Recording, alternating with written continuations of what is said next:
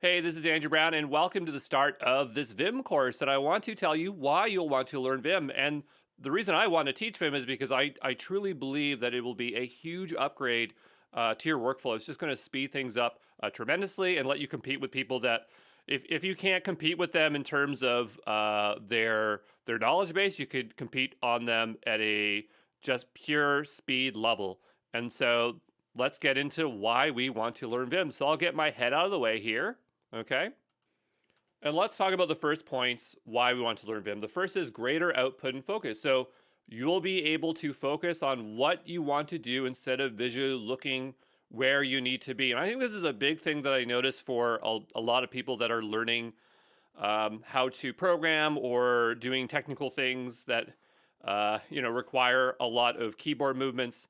But the idea is that when you are always focused on thinking about where to move your mouse, as opposed to just pressing a button, you're losing your focus because you're now trying to coordinate where something's going as opposed to just something happening. So I think that is something that's very important, is you'll get focus back. You'll be able to write faster by multiple factors, giving you a competitive edge to your non-Vim peers. My old boss, Pablo, he went to computer science school where I did not. He was able to build like real-time strategy games, all these kind of things. But the thing is that at the end of the day, it's like he could not move as quick as I could. And so I could ship faster and have more time to write code, whereas he might have had better comprehension of technical things, but his output was significantly lower than mine.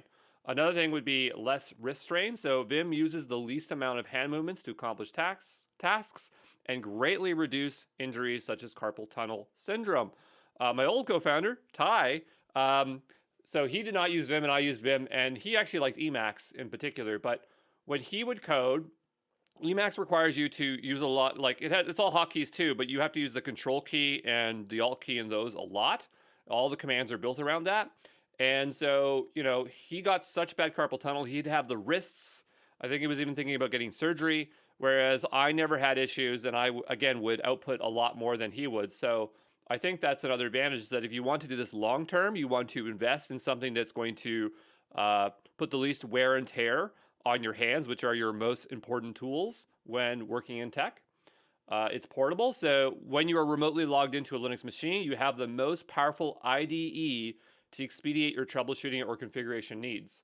And basically, Vi or Vim is installed on most Linux OS distributions by default, and it's super easy to install, and it's generally very, very small. The original one, at least, was written in C, so the idea is that you can pretty much install it anywhere that Linux is.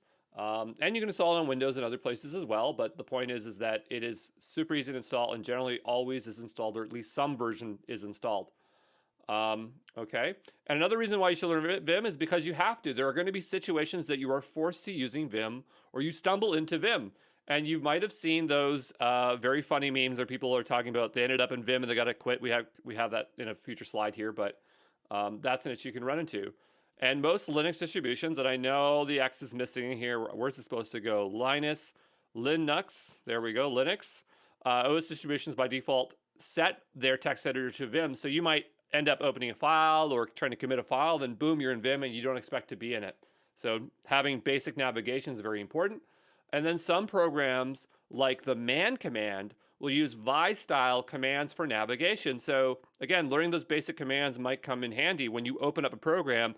It's not an editor, but it's using the same style of commands, and it's the only way you can navigate it. So that is a reason why you want to learn Vim. So those are my reasons why, but next we'll set up some expectations and goals, okay?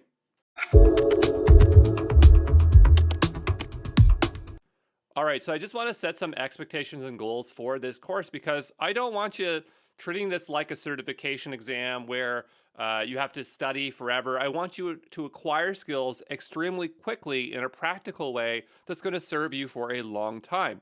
So just understand that we're going to cover more than just necessarily jumping in and learning the Vim commands. We're going to do some additional stuff, but it's going to benefit you. But the point is you don't have to memorize it, okay? So let's take a look at what we're talking about here. So the first thing is that I want you to understand the history and evolution of Vim, because this is going to explain the origin of syntax and commands where there's just like funny things that you're like, why is this here? Or why does the command work this way or it's written this way? And if you have a small understanding of the history, and you can just remember some key points, you'll know why it is the way it is, and that will help you remember how to use it if you do encounter it. Another thing is that I want you to see how powerful and portable Vim can be. So if you do decide to adopt it as your primary editor, or you're in a situation where all you can utilize is Vi or Vim, that you can get the best out of it if you choose to go that extra length. But again, it's not important for you to fully commit to Vim in this. Okay, but the thing that I really want you to get is fluency in core Vim commands for everyday scenarios for development or DevOps. I'm not sure what it's supposed to be in for. That doesn't make any sense. But the point is that I want you to gain fluency. And at the end of this course, you're not going to be fluent, but I'm going to step you through all the stuff so that you can then go practice. So it's going to be up to you to then utilize it day to day. I'm not asking you to do drills or anything fancy, but to just try to use it every single day when you are programming or scripting or going into servers, whether that is for your own personal projects, or if you're doing this, you're already working a tech role and you want to do this with your current work. But it really only takes 10 to 14 days, even less, depending on how much you commit to it. But the point is that this is a very small commitment. We're looking at 1 to 2 weeks of commitment of just regular use that will last you for the rest of your life. So I strongly suggest that you put in that time, because it is going to, again, be a huge payout for you in the long run for your risks, for your productivity, just your ability to get things done. Okay, so there you go.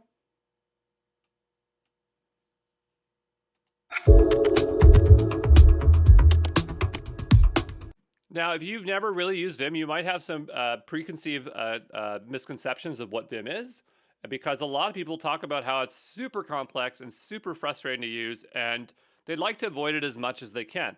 But I'm going to tell you that Vim is actually not that hard to learn. It does not take too long to learn. But the thing is that if you know nothing, it feels extremely difficult to start, and you are having to build muscle memory. So there's a quote, I don't know who it's from, but there's a quote that kind of fits this, which is, people fear what they don't understand and hate what they can't conquer. So it's just the fact that there are some people out there that have not committed any time, and their first experience with how frustrating it is, which is like instantaneous, is so frustrating that they're just like, nope, no thank you, I don't ever want to do that. And so there's a bunch of memes online that make fun of this. So we have trying to exit Vim. We have why to use Vim. It says you wouldn't get it. One does not simply exit Vim. Exiting Vim, like a book dedicated just on getting out of it. And then someone saying like they're going into Vim and then they can't get out of Vim. And then the idea is that we have like an alien photo of trying to communicate basic commands about how to get out of Vim. So, you get the kind of idea that, generally, again, people that don't know it really don't like it. But, we'll get over that hump extremely quickly, okay? But yeah, hopefully that was just fun to look at some memes. And let's go jump into the history of where Vim comes from, okay? All right, let's talk about PDP-7. So this stands for Program Data Processor 7. It is a microcomputer created in 1964 by a company called Digital Equipment Corporation, so DEC, and it was the successor to the PDP-4, which is a previous computer there. And so there's an example of one. You might be asking, Andrew, what does this have to do with Vim? And trust me, it has everything to do with Vim. But we'll take a little bit of time to get there. You don't have to memorize any of this stuff. Just enjoy and just absorb what you can by watching the video, okay? So PDP-7 specs where it was a 12-bit machine, and so it was able to process data in 12-bit chunks. I'm not sure how that's different from modern machines, but it sounds like very little amount of bits. Its memory could be between 4K to 12K. The reason why there's a range is because it was modular. So just like how you buy your MacBook Pro or any kind of expensive laptop, it ships with a small amount of RAM or memory, and you can increase it modularly. So I like to think, I'm not sure this is the case, but I like to think that these are the RAM chips here. So 4, 8, 12. I don't think that's true, but I think that would be funny if that was the actual case. So the processor had a simple instruction set, also known as an ISA, which supported data movement arithmetic operations, logic operations, and control flow.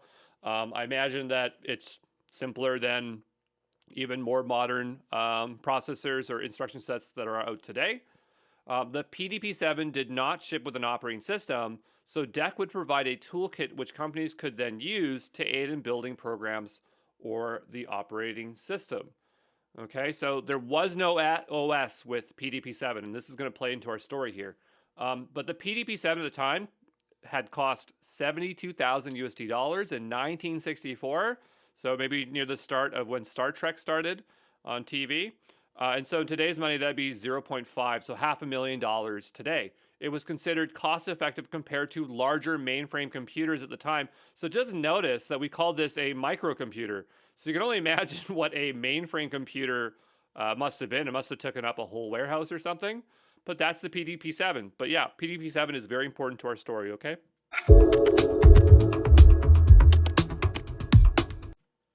So Uniplex Information Computing Systems, also known as Unix, is an operating system created at Bell Labs in 1969. So this is, 5 years after the PDP-7 was introduced. And on the right-hand side, this is actually a simulator of PDP-11. That might be fun to try out. So there is some kind of simulator here, and you can experience it. But at the time in 1969, it would have not looked like this because they did not necessarily have monitors to work with Unix. So the input and output was a different system, which we'll talk about later. But let's talk about the features of Unix. So the first thing is that there was a kernel. You've probably heard of kernels before, and these manage the core components. I like to think of them as like drivers, but that's not exactly accurate. But this is where you have memory, processing power, peripheral devices, process management, file management, hardware communication, the really low-level stuff you never want to touch yourself. Then we had the file system. So this was called the Unix file system, UFS. And I'm not sure, but Unix might have been born out of this file system. So I think that might have came first, and then everything else got built around it. Then there was the shell, so that's the command line interface, which is the thing that we see on the right-hand side. But again, that interface would have been not a monitor, but something else. And then we had utilities and tools that it shipped with. So these are small tools which input and output could be chained together using an operator that use the pipe character. And if you've done any bit of Unix, you've probably seen these. Think of the tools that are bundled into Linux or Ubuntu by default. You've probably seen it like echo, man, cat. You probably heard of them before, or you know them pretty well. It had multi-user and multitasking. And so, why did they want to make Unix? Well, the first reason was that we talked about PDP-7 doesn't ship with an operating system, right? So if Bell Labs had a PDP-7, they're going to have to code something themselves. But the thing was, they actually already had an operating system. It was called the Multics. I think I'm pronouncing it right over here. I'm going to get my pen tool out here. The Multics operating system. But Ken Thomas and Denise. I was going to say Denise Ritchie, which is actually a Star Trek actor or actress. But Dennis Ritchie, using a PDP-7, built Unix out of frustration of Bell Labs' more complex Multics operating system. And it was built, and it wasn't well maintained, and they just said, we don't want to use this junk, we want something similar, so they built out Unix. If you've never heard of Bell Labs is a subsidiary of AT&T, and they purchased a PDP-7 machine from DEC, which Unix was built for. So that is the relationship with the PDP-7, okay? So Unix was successful because it was written in the C programming language, and C allowed Unix to be a portable OS wherever C could run, so could Unix. But it wasn't a coincidence that it was written in C because Dennis Ritchie, who worked at Bell Labs, created the language C. So he created the language C and then wanted to use it for Unix. So that kind of just ties it all together. Okay? So yeah, that's Unix.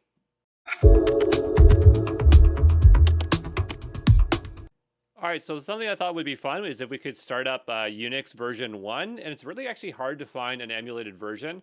Even though it ran on a PDP-7, people were suggesting that it was never licensed for free, and so probably the only thing we could simulate would be a PDP-11 and then get that on there. But I don't want to go through that hassle. I just want to experience Unix 1 as it was the best I can, and so somebody here has created a Docker file, supposedly that will allow to run that edition.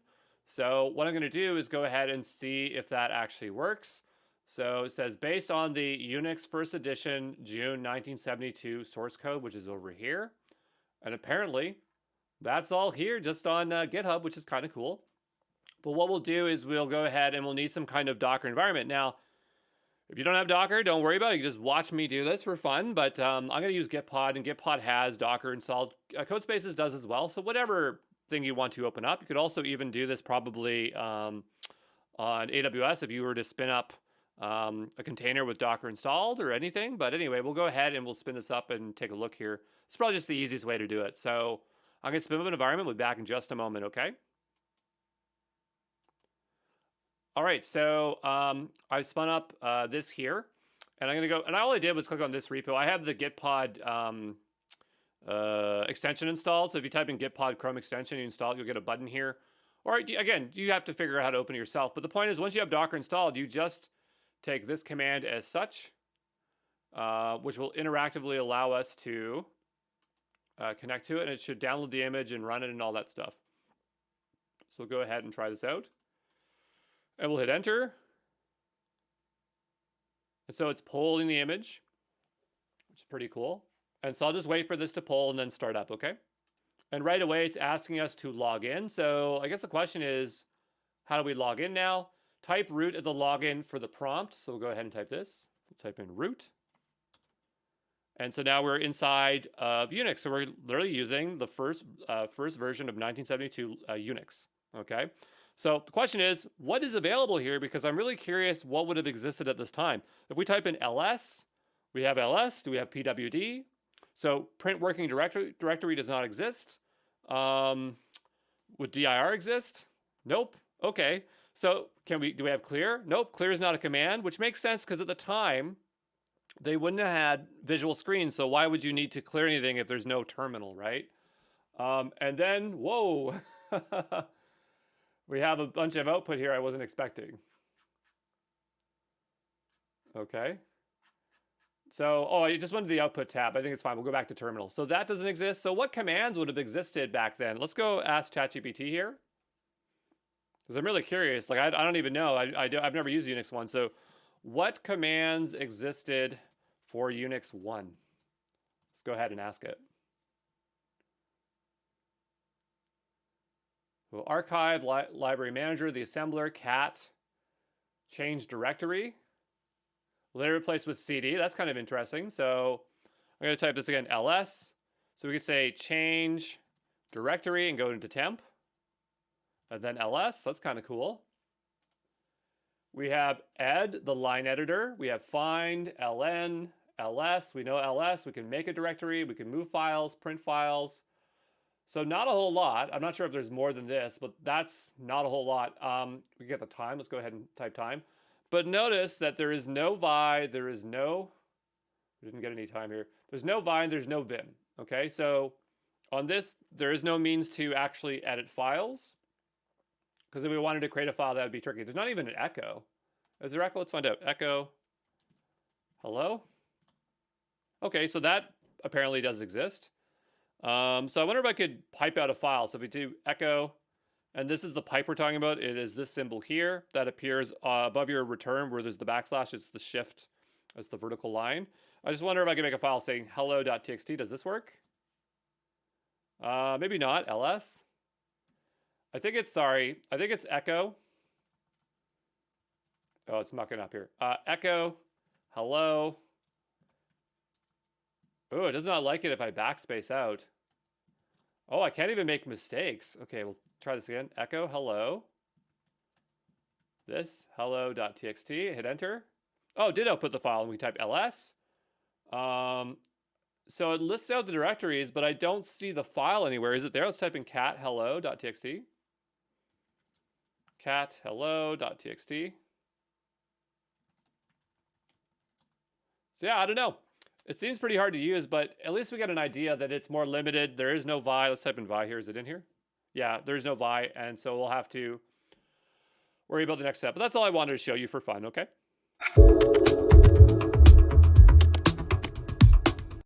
Let's talk about what is ed. So when we were looking at the Unix emulator, we saw that there was a line editor called ed, And so ed is a text editor built for the Unix operating system in 1973, which is confusing because the Unix version we had there was 1972. So just understand there's some leeway in terms of these dates here because they're not always very clear, at least to me, from what places state their sources. Ed was the first three parts of the Unix OS in 1963, so obviously it existed 10 years prior, or was created in that 10-year period. The three parts being the assembler, the editor, and the shell. We saw there was an assembler there. I think it was like the ASM command or something like that. And then ed is the editor, and the shell is actually the interface that we were working with when we were interfacing with it. And so here's an example of us using ed.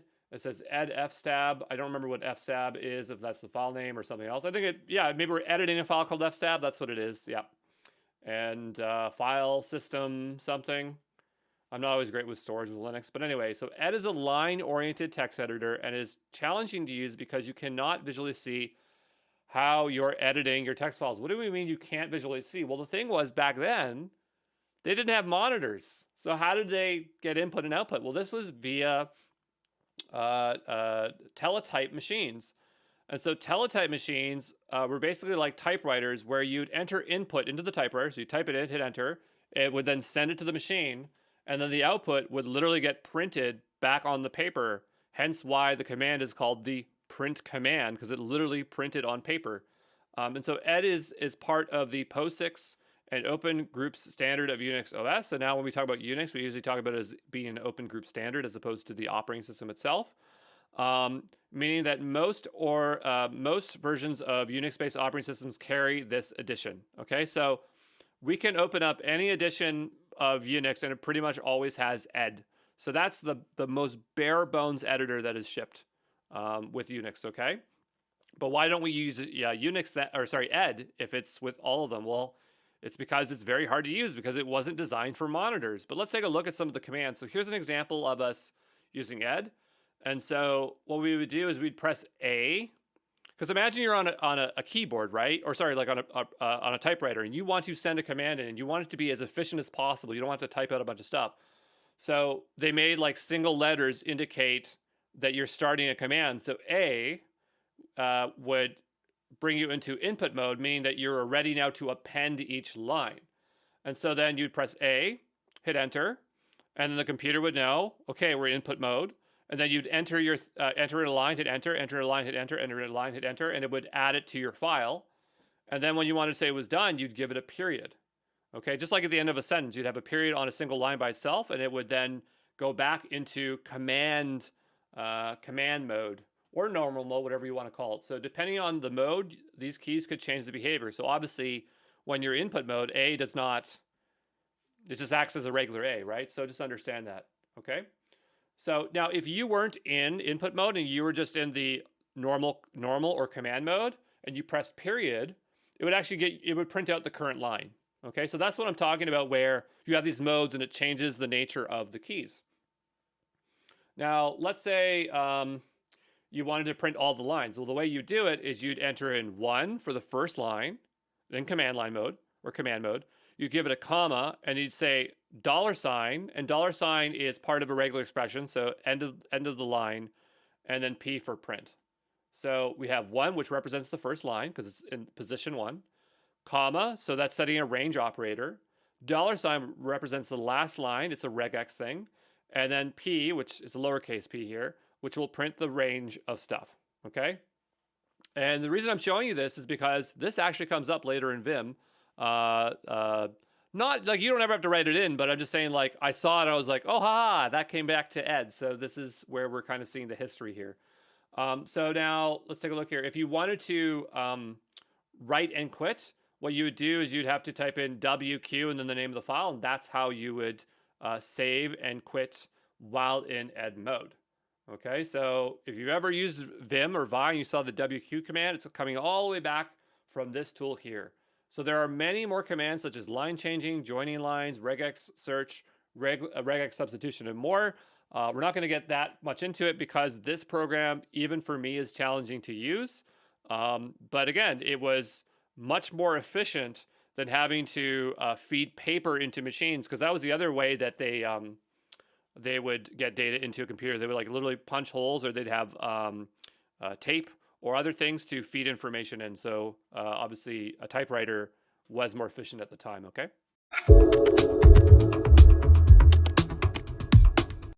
All right, so I just left this environment open of us running Unix because what would be interesting to see in Unix 1 is the ed. So it says here that we have ed. Where is it here? ed, right? The line editor. So let's give it a go. So what I'm going to do is type in ed, and then we'll give it a file called, just in case hello already exists there, I'm going to type in, and I'm not sure if my Gitpod's messing up. I'm just going to refresh here because sometimes I have to refresh it. It's just the nature of Gitpod. And I'll just let the terminal reopen here. Yeah, okay, so we're back here. And let's see if it acts a bit normal now. Go back to terminal tab. Oh no, it's not. So I'm gonna just stop this this Docker container here. So on the right hand side I have it running. I'm just gonna stop it. And come on, Docker, you can do it.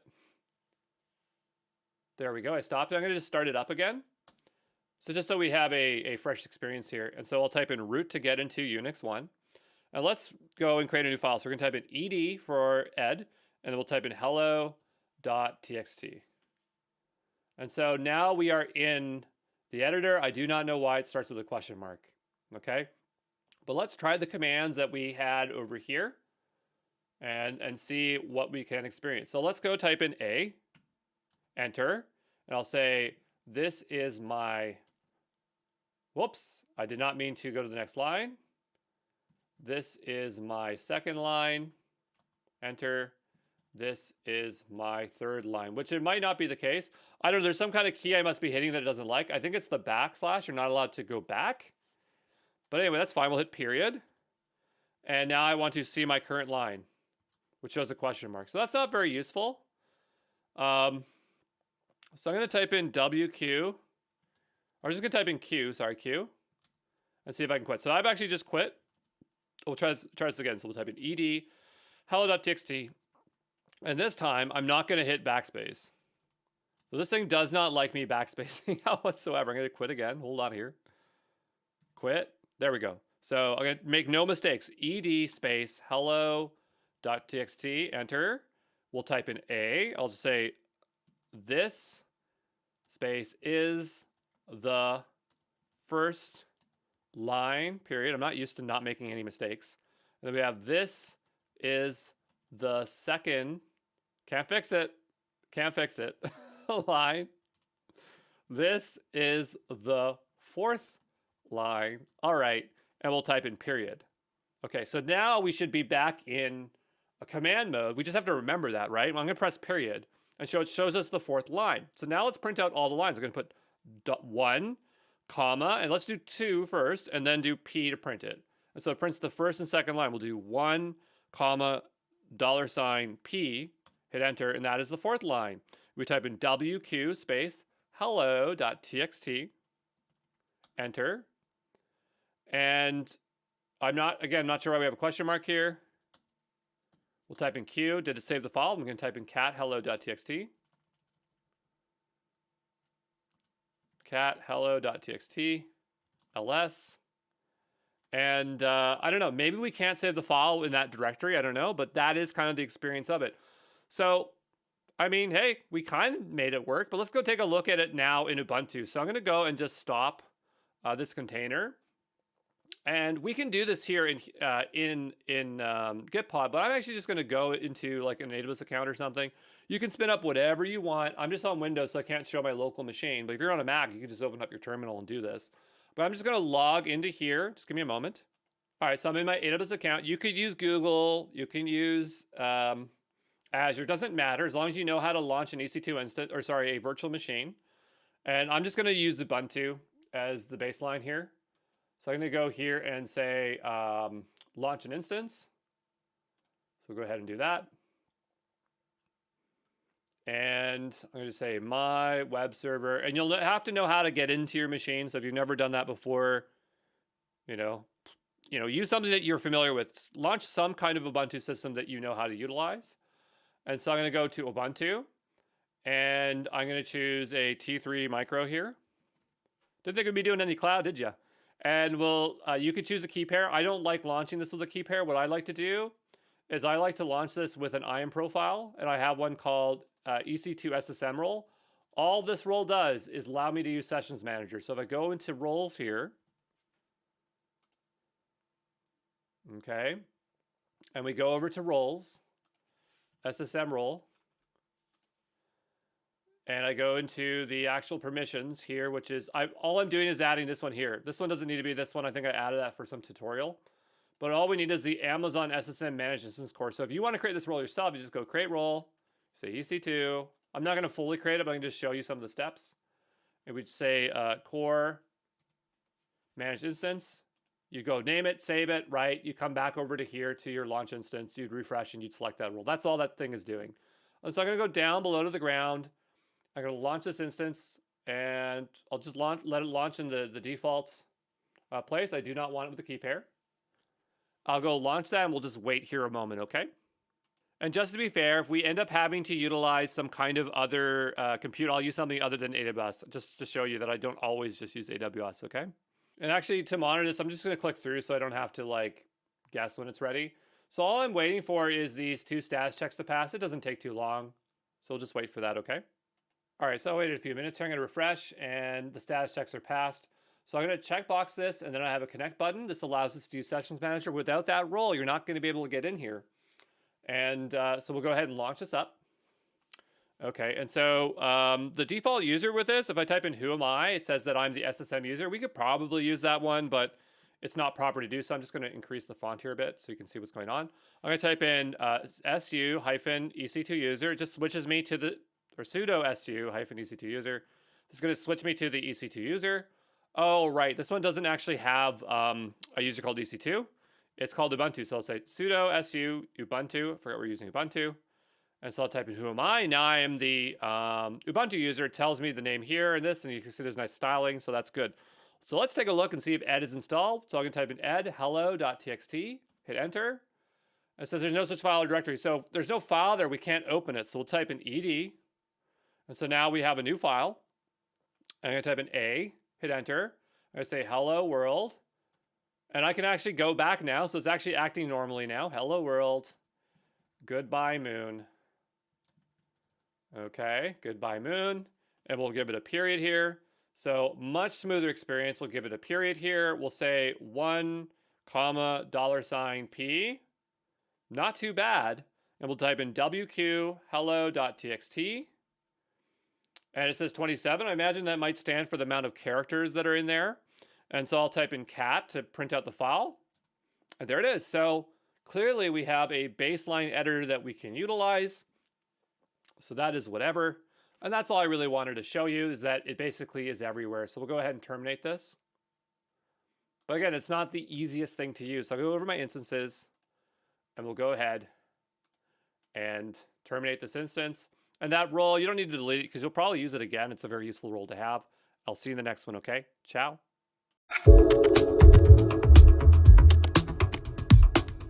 What is X? Well, it stands for Extended, and it's the align-oriented text editor created in 1976 for Unix that improved upon the feature set of ed.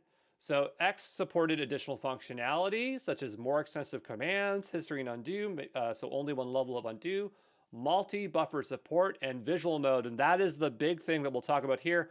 But it wasn't that it came initially with it. There's a bit of a story there. But I want to talk about 1976. So imagine that, what was it? They said Unix was developed, what, in 1969? So then a few years later, it's getting distributed out to schools with the source code. And then people are experiencing it and making their own improvements to Unix. And the community is sharing everything. So there's a 3-year gap, 3 to 4 year gap where people have an opportunity to do developments. And I think at this time they end up getting a visual monitor. So George Couleras, who was at a school in the UK, developed a better version of ed called M that could take advantage of video displays. While Couleras was visiting Berkeley, I believe I don't know where that is. I don't know if that's in the US or the UK. Sorry, I'm in Canada. I don't know. Sounds like a US school. He presented his program to Billy Joel, not the singer, but whoever was there at, I assume a programmer or teacher or something, would go on to modify it to be less demanding, and then the editor was to be included in the Berkeley software distribution. So I think at the time Berkeley wanted to create extensions or improvements to Unix, and they called it BSD. My first operating system I ever used was called FreeBSD, so I know BSD pretty well. But I imagine that Quilleris went over to Berkeley because he wanted to get his software included into this distribution. And so that distribution came out in 1.1, and obviously Billy Joel had made improvements for that to come through. So here's an example of the ed syntax that we saw previously that we tried in the last video. And now this is what the X syntax looks like. So it's similar, but there are some key differences. The first thing you'll notice is that there's this colon, and this character in the X editor is used to indicate that the user is entering a command in the command mode. Why they did that, I don't know, but I mean, it definitely makes it more distinctive from the last one. And then there was a new mode coded in by Billy Joel, which allowed users to see their document while they entered commands. And the command was called :vi, it's VI, which stood for visual mode. So you got to imagine they had video displays, and this whole entering things line by line was getting tiresome. So this is where VI starts to come into play. So let's take a look at this visual mode and EX in the next video, okay? Hey, this is Andrew Brown. In this video, what I'm going to do is go ahead and launch up FreeBSD because that's based off of BSD, so it should have EX in it. I'm gonna use Google this time, even though it's a big pain to use Google for this. And so I just looked up, I just said FreeBSD GCP or Google. And if I go down below here, they appear to have a command. I tried this in the last video, it didn't work, but I think maybe it might work this time if I use a later version. So that's what I'm gonna try here. I'll create a new project just so we don't have a big mess here. I'll just call this my FreeBSD. If it lets me make a new a project. Sometimes these are used up, so I'm not allowed to do that. So I'm going to create a new project, and then we'll get going here. So just, I'll give a moment for this project to create, okay? And is it already done? Sometimes it's fast, sometimes it's slow. So now we are in our new project. So what I'm going to want to do here, now we could open up, we could create a new VM this way, but we will have to enable the service. So I'm just clicking that and enabling the Compute Engine API. So we'll just give that a moment to work its magic, okay? And so this sometimes takes a bit of time, so I'll be back here in a moment, okay? All right, so it looks like that's enabled, and notice that we have our option here. Now, if we were to go down to our options and change, you'll notice they don't have FreeBSD here. Why they do not, I do not have any idea why, but that's okay because we'll go ahead and use the Cloud Shell. So I'm gonna click Cloud Shell here. This is gonna open up the terminal. This takes a little bit of time. And so the idea is that we can just enter in this command here, which is, I'm gonna just bring this onto another screen so I can clearly type it. And so this is gonna be gcloud compute instances create. I'll just call this my FreeBSD. And then we want our image. So this one's gonna be FreeBSD 13-3 release -AMD 64. And we'll say image -project equals FreeBSD org cloud dev. Now I don't know what size of image this is gonna launch up, but I imagine it's probably nothing super big that for the time we're gonna have it. If you're not comfortable just blindly launching it with the default settings, you can just watch and confirm that I got it right and then go back to this video because I'm not going to confirm here, but I'll go ahead here and just hit enter. I think I have everything typed in correctly. And it says, do you mean UA Central? Because I didn't specify zone, but we'll say, yeah, I'll just launch it wherever it wants to launch it. And so we'll go ahead and do that. And so we'll let it create, okay? I mean, while it's waiting, we can navigate over here and see if it's spinning up. It's not gonna hurt it. So I'm just gonna keep clicking back here and I'm just gonna stay in this UI because if you make a new tab, it'll act weird. I'll go to VM instances here. And so it's spinning up. I'm not getting any warning. Last time I did this, I pulled an older version. And so that is spinning up. So again, we're just waiting for this to start. So that will take a bit of time. What we could do here is check our firewall rules while we're waiting here because we should need to have the port 22 open, and the way GCP works is everything's kind of like global, which is kind of annoying. But if we go here, we can see we have ingress TCP22 is already open here. Okay. So it looks like we already have SSH open, so we're not really worried about whether that's going to work. So I'm just going to go back over to our compute engine here. And again, I'm just going to wait for this to provision. All right. Actually, while we're waiting, I just wanted to see what size this is launching because I kind of wanted to tell you whether this is big or not. And so this one is what? What is it? What size?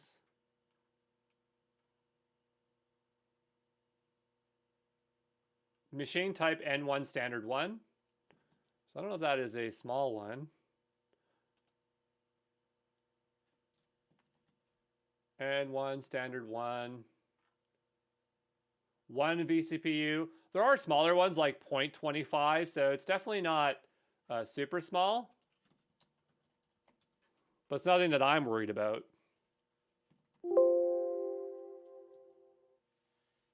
Yeah, we could just ask ChatGPT. How much does a GCP cost per month in US dollars?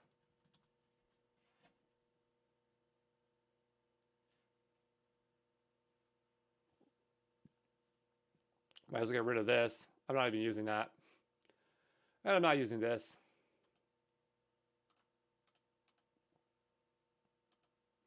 And it says $34 a month. Yeah, so not the most efficient for spend. Again, I don't plan to keep this up for long, but it looks like it is now running, so we're in good shape. Could we log in by going over to here? It says the instance is stopped. It isn't stopped. We'll refresh here. There we go. And so I want to utilize this via the gcloud command. So we'll go ahead and type this in. And so this is the command it's suggesting for us to log in. We'll copy this. I'm going to go down. I'll just run into the shell, which is really nice. We'll go ahead and enter. And hopefully we can SSH this way. So normally what it would do is it would generate an SSH key because we probably wouldn't have one. And hopefully that just works.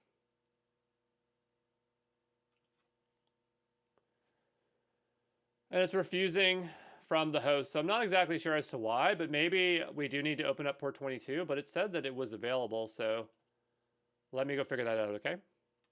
There's a few suggestions here, and I don't know why I'm having such a hard time with connecting, but we can use Telnet to check if the port is open, because FreeBSD might need the port open itself.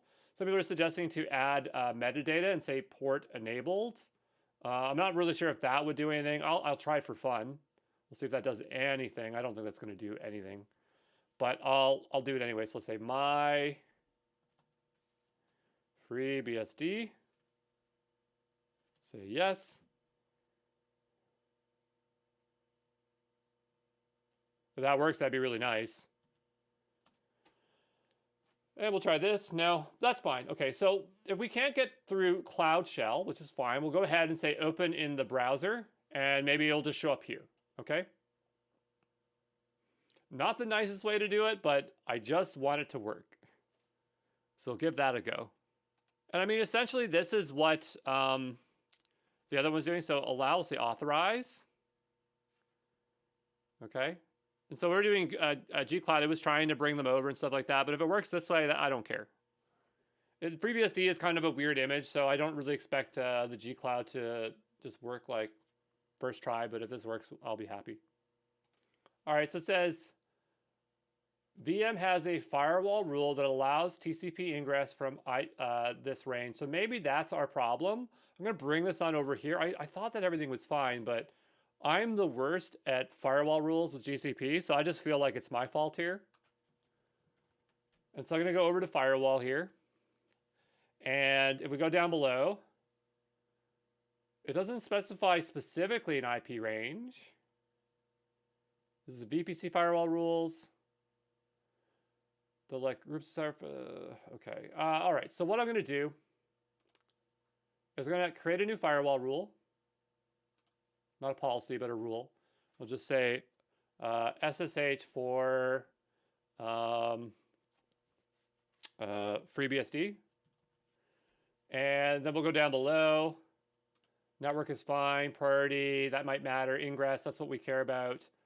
Specify specific targets. I mean, we could just say all instances in an account, and then that would be sufficient. I hate target tags because I never know what to do for target tags. I'll just say all instances in the network, IPv4 range, which is what it has. And then what I'll do is supply from this little box here, I'm going to supply that value. Because that's what it's saying to do, is to do this. I'm surprised it's not like just 24, which would be the very, or 32 or whatever the very specific value is to specify just that single one, but this is clearly a larger range. I don't think that matters. The filters don't matter. And then we're going to say allow on port 22. Okay, so that's what we'll do. We'll create that rule. And hopefully that's our problem. All right, so I'm going to just wait a couple of minutes. I don't feel like it's instantaneous. So I'm going to just hit this retry button and see if that fixes our issue, okay? All right, so I think I've waited long enough. I'm going to go ahead and try this again, hit retry, and see if that was our issue. And the priority matters as well, but I think, because it seems like it orders it based on this, so I'm thinking that this is going to take a better priority here. And I've lost that screen. Just let me give me a second to get it back here. It is here. We'll say authorize. And hopefully that was our issue. Ah, there we go. Okay, so we probably could get in with gcloud now if we went back and tried that. I kind of prefer that as our means to get in. I'm going to go back over to here and open up the shell. And if we go back over to Compute Engine, virtual machines, I wonder if it's still here if I hit up. It is. Okay, great. So I'm going to just hit that and see if I can get in this way. And so now I'm in the virtual or BSD. So we're in BSD here. Type in who am I? I just like to do that every time I'm in a system to know I am. So I'm Andrew. Name me. Oh no, am I even in here? Let me take a look here. Welcome to FreeBSD. Am I in FreeBSD? Yeah, I am. Okay. So I created a user for me called Andrew. I'm just not trying to get mixed up with the Cloud Shell environment. And so the whole point that we wanted to do was to use EX, right? Or X. So we type in EX. We're now in EX. So let's use it as if we did before. So what I'm going to do is type in A. Oh, hold on, right? So it has a colon there. So I think right now we're in command line mode, and the A is always there. So it's kind of telling us that we're in command line mode, which is a better indicator of what's going on. So at A, I'll say this is line 1. This is line 2. This is line 3. You get the idea, and we'll press in period. Okay? And so now the question is, well, hold on. Let's just try to print something. So say 1, comma, $P. Does that still work? It does. And let's try out this VI mode. And so now we're in VI mode, and this looks like VI. All right. So if you've never used this, it might be really confusing. But before you touch on the keyboard, let me just tell you that you can get back to commands by typing colon. So if I type in colon here, notice down below it appears down here, which is like a small command line, and I can hit Q. All right, and so it's saying we've modified the file since last time, so I'm just do colon Q exclamation mark to get out of it. Completely exits me out. So I'm going to go ahead and try this again. Type in EX. I'm going to see if there's anything there. There shouldn't be anything there because we didn't save the file, right? This is the second address smaller than the first because there's no data in there. So we'll hit A. This is a line. This is a second line. We'll type in period. We'll type in VI. And so now we're in VI mode. So I'll tell you a few commands that we can do. So like if we hit, I think it's K will go up, J will go down, K will go up, J will go down. I will go to insert mode. Even though nothing changed, we are now in insert mode. And if I type in hello, notice it's typing, space, hit escape to go back to normal mode. Escape. And then I'm going to type in colon, look down below, see the colon, Q exclamation mark. All right. So hopefully that is clear. But yeah, that adds the VI mode. And so obviously people would definitely prefer to just start in VI mode. And so this is the one step to getting to VI. Okay. So I'm satisfied with this. What I want to do is go ahead and shut down this instance. I'm going to go here to VMs. I'm going to go ahead and delete it. We'll say delete. And that is good. And so we'll just let that go ahead and delete. and I'll see you in the next one, okay? Ciao. Hey, this is Andrew Brown, and we are taking a look at Vi. So Vi is a text editor built for the Unix operating system. And when BSD 2.0 was released, so we talked about BSD 1.1 shipping with EX or X. When it came about to version 2.0, X was renamed to Vi after the command that changes it to visual mode. That's what Vi stands for. There was no longer a visual mode, as this was now just the default or normal mode, because why would you want to be in a line-oriented way when everybody has monitors now?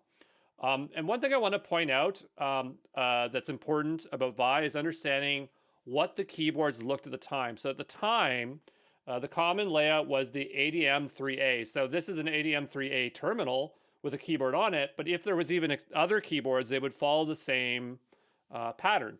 And so the keyboard had an escape key to the left of your cue. So if you look at your keyboard now, if you're on an English keyboard, your escape is in the top corner, but here it's where the tab key would be.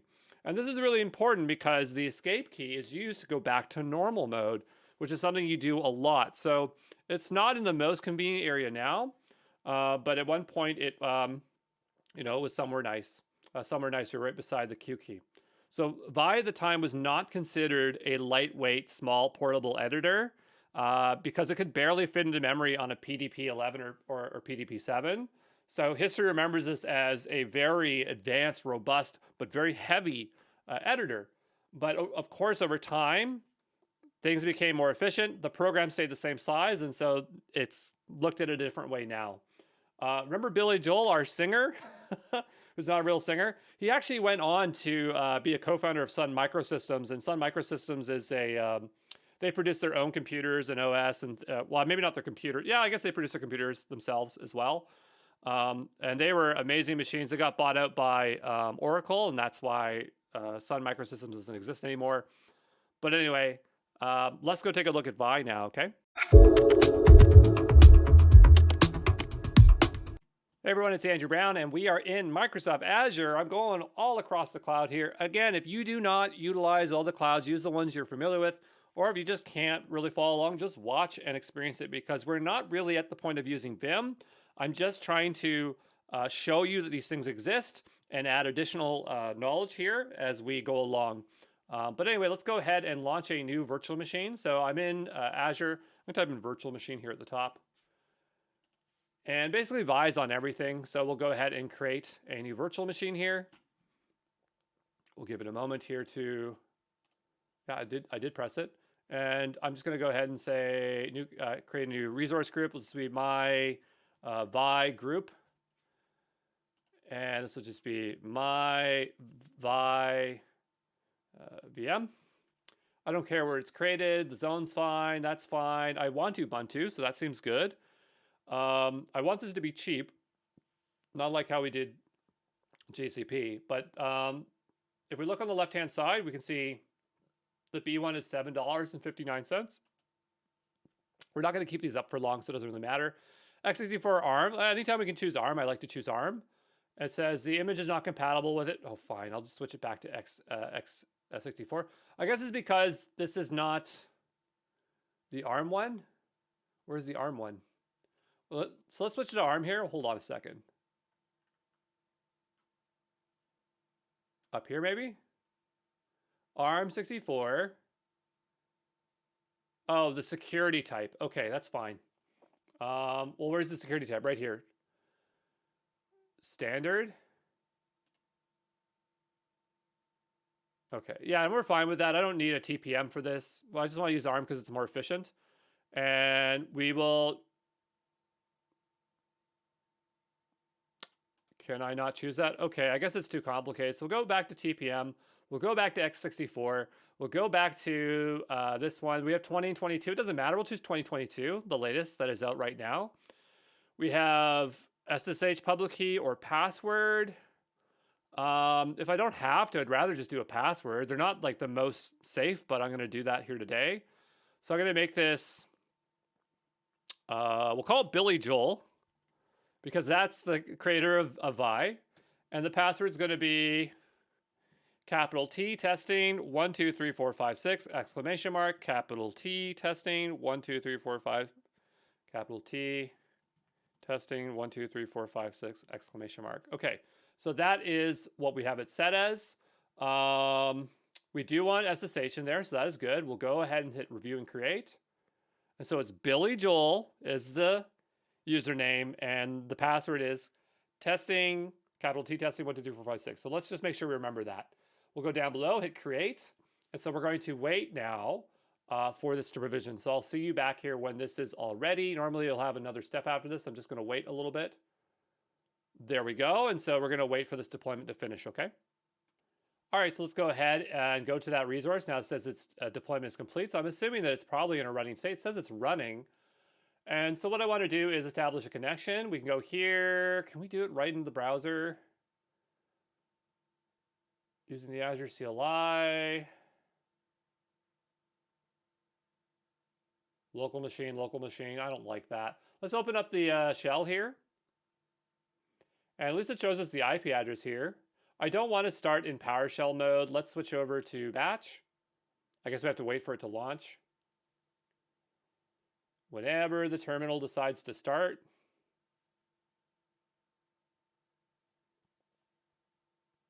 Give it a moment to get started here. There we go. And I'm going to switch over to bash. Well, hold on. I wonder if it gives us a command here. So if I select this, would it just show us the Azure CLI command?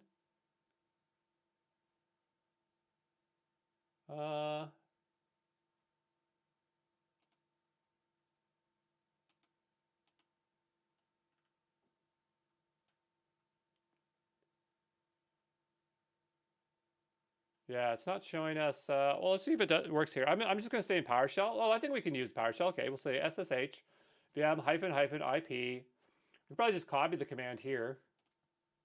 We're getting a lot better of just giving us the stuff that we want. I'm going to go just paste this in here.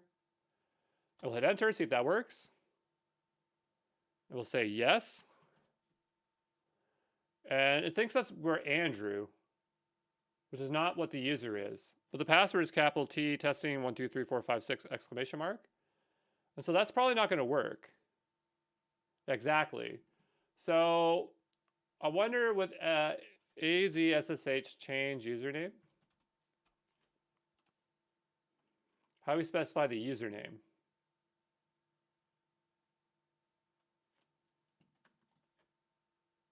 Name. That's the name of the machine. Okay, we'll try that. So we'll hit up again, and I'll just say local name or local user. This will be Billy Joel. And we'll try this again. Capital T, testing, 1, 2, 3, 4, 5, 6, exclamation mark. And now we're in. Okay, great. So now that we're in here, let's just take a look around. So I'm just going to make this, whoops, this thing is a bit finicky. Make this bigger here, and I'm going to type in ls pwd. Okay, so if we type in vi now, we will now be entered into vi. Notice it's actually not launching vi, it's launching Vim, because I can see that it says very improved. And so what's happening here is that some or most of Unixes out there or Linuxes out there will actually install Vim and then link to the latest version of Vi because it's a better version. So this is not really a good example to see Vi because we'll have all the improvements here. So what I'm going to do is close this out, but that does show you that that case where that will happen. And so I'm going to go back over to our virtual machines, and maybe there's something else that we can launch up that actually launches up Vi. Because right away I knew that it wasn't Vi when it said very improved Vim, because it won't say that when you launch it up. So I'm going to go ahead here and just delete this resource. So delete. Actually, that's not going to be good enough. We'll actually click into the virtual machine, and I want to go to its resource group here, and then I want to delete the resource group because that will tear down all the resources in the resource group. And enter the name of the resource group, which is here. Delete. And I'm going to try this again. So we'll launch it with another one. We might still end up with the same problem, but at least we're trying to see if we can get something else. So I'm going to go ahead and create a new virtual machine. I'm going to make a new resource. I'm going to say my vi2 group. And instead of launching Ubuntu, we'll choose something else. So I'm trying to think of something that would not have that. So we'll go to see all images here.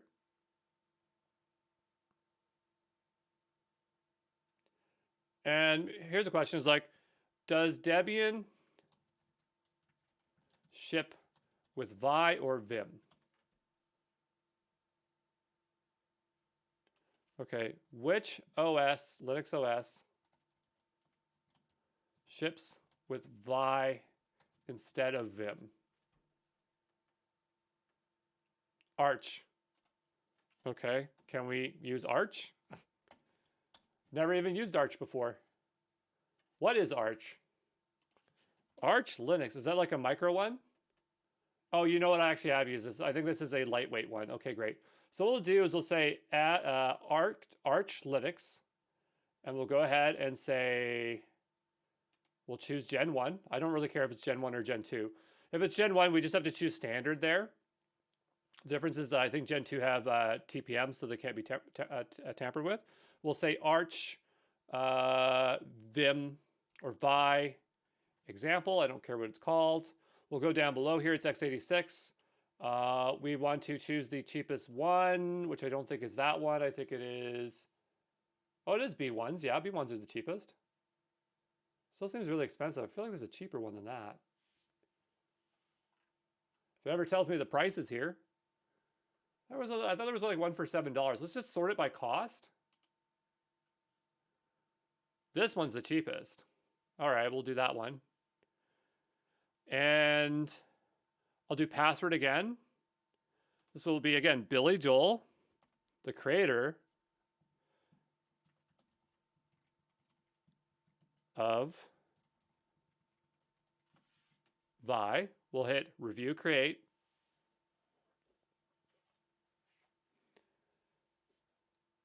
And we'll go ahead and create this.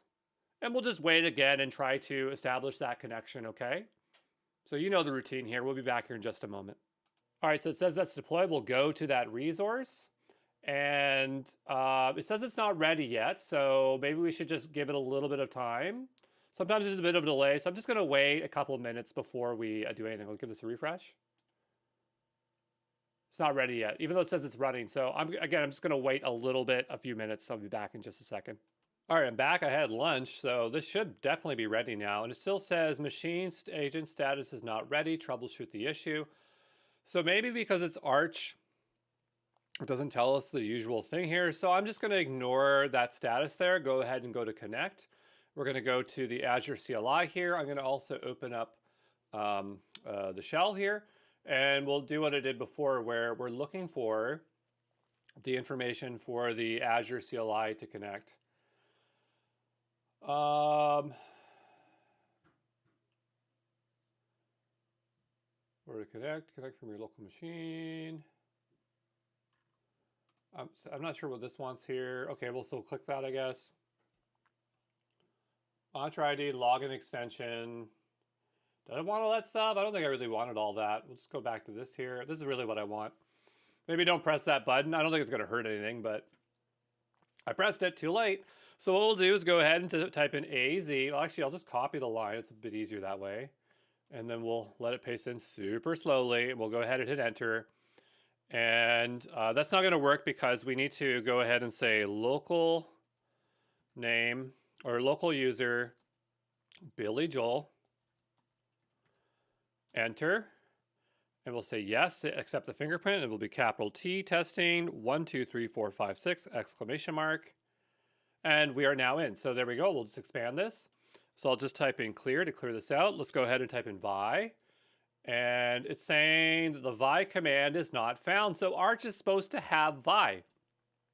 Okay. Why is it not here? So we'll say, where is Vi? Where is Vim? Doesn't have it. But that's totally fine. Maybe we can install Arch install Vi. How do we install Vi on this? So I'm looking for the installation instructions. Install the Vi package. Okay, but okay, what's the package manager for Arch? I don't know what it's called. Pac-Man? Is that the name of the one? Okay. I guess I'll try this. So let's say Pac-Man. Install single packages -s. This is off screen, so you don't see what I'm doing. We'll go ahead and hit Vi. Unless you're the root user, we'll type in sudo. Will that help? We'll say yes. But look how small it is. It's like super, super small. Hopefully it's installing Vim or Vi and not Vim. We'll just say invalid or corrupted. Sure, we'll delete it. I'm not sure what's going on here. No package, no errors occurred, no package was upgraded. Let's try this again. We'll say yes again. No, I'm not going to delete it. I just want to install it. What is going on here? So I'm going to copy this error here. Why can't I install? So we'll try to update the keys. Again, I'm not sure how this works, but I'll just try it until we get something that works.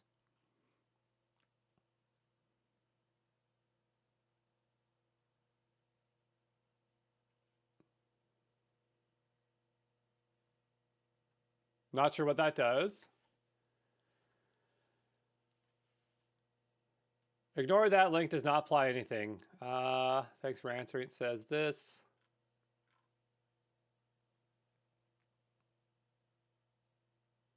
We need to re-import the Arch keys. Well, why should I have to redo anything? Is this thing done?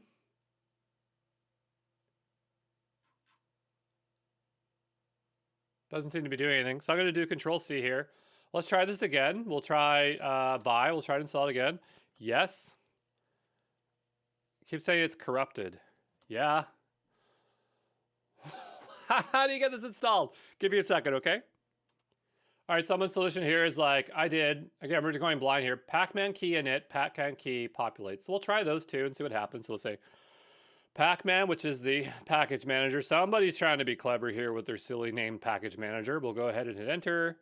Needs to be root. Sure, we'll do root. Sudo pacman key init, and then we'll try populate. Again, this is not the one I ever use, but sometimes you got to just get things working. And now let's go ahead and try this again. We'll say yes. Yeah, still doesn't work. And people are suggesting that those two keys have to be ran if we want to populate anything. So yeah, I'm not sure what else to do here. There's another link here that's like, do this stuff. Okay. So let's try that then. So it says Pacman -sy -needed Arch Linux keyring @ Pacman -su. Again, if you don't want to do this, you could just watch, but I want to get it to work because I want to get to the original Vi. And we'll say yes. So now I think what it's doing, I guess it's getting the latest key ring, something about key rings or something like that. I don't know. I usually don't like using lightweight Linux distributions because they just always seem to be quite the headache. They never seem to work exactly how I'd like them to work. But anyway, I'll just wait for this to finish. That was pretty quick. Okay, great. So now you cannot perform this operation unless you're a root. Maybe what it means is that I have to type sudo here as well. So I think this is the issue here. We'll go ahead and do this. 1 second. I don't know. I don't care. 1. Yeah, I'll let it go with the default. Yes, just install the other stuff.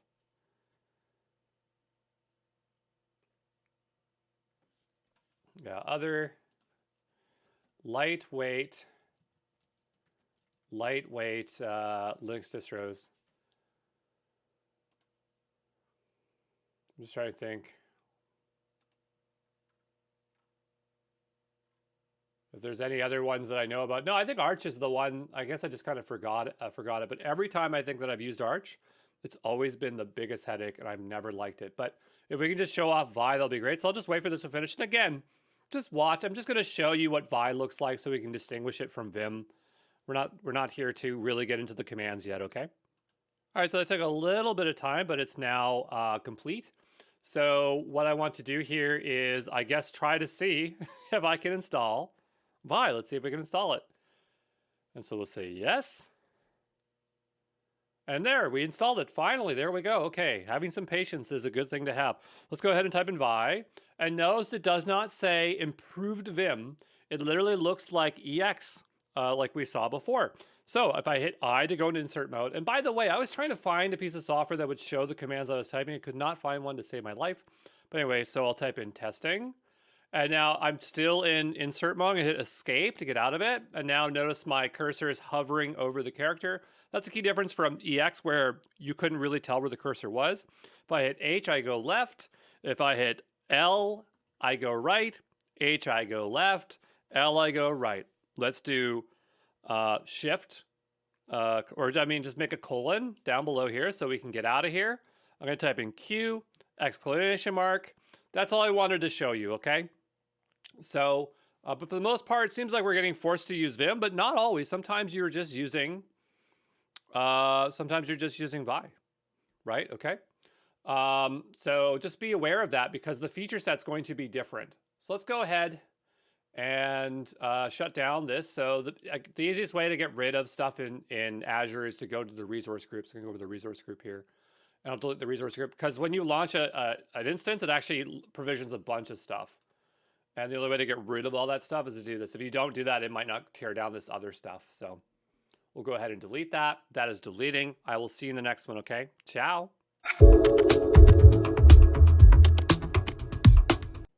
All right, let's take a look here at Vim, which stands for Vi Improved. It was written by Bram Moolenaar in 1991, and it's a clone of Vi. So that means it doesn't use the original source code, but it greatly improves on the functionality of Vi. Improved features are things like syntax highlighting, plugin support, multi-level undos, multiple new modes, with a new mode called visual mode, which has nothing to do with X's visual mode. It's just using the same name. Enhanced search and replace, split windows and tabs, command line history, auto completion, and more. So there's a lot of stuff going on here.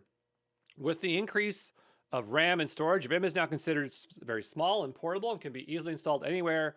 C and a terminal can be found. I believe that it's still written in C. Many Unix Linux distributions may ship with Vim and even alias Vi over to Vim, as we saw in our last lab. So you might be using Vim instead. So just pay attention there because that will affect your feature set that you can use. Vim might also be set as the default editor in the OS. And sometimes you're prompted to that. And that's what throws people off. And that's where that meme comes from with how to exit Vim. Vim has a built-in tutorial for beginners called Vimtutor, which is usually installed along Vim, but is separate, executable, and can be run within a shell. So that's something that is interesting. If you ever need help in Vim, you can use the help command. All right, so yeah, we're now going to start learning about Vim, okay?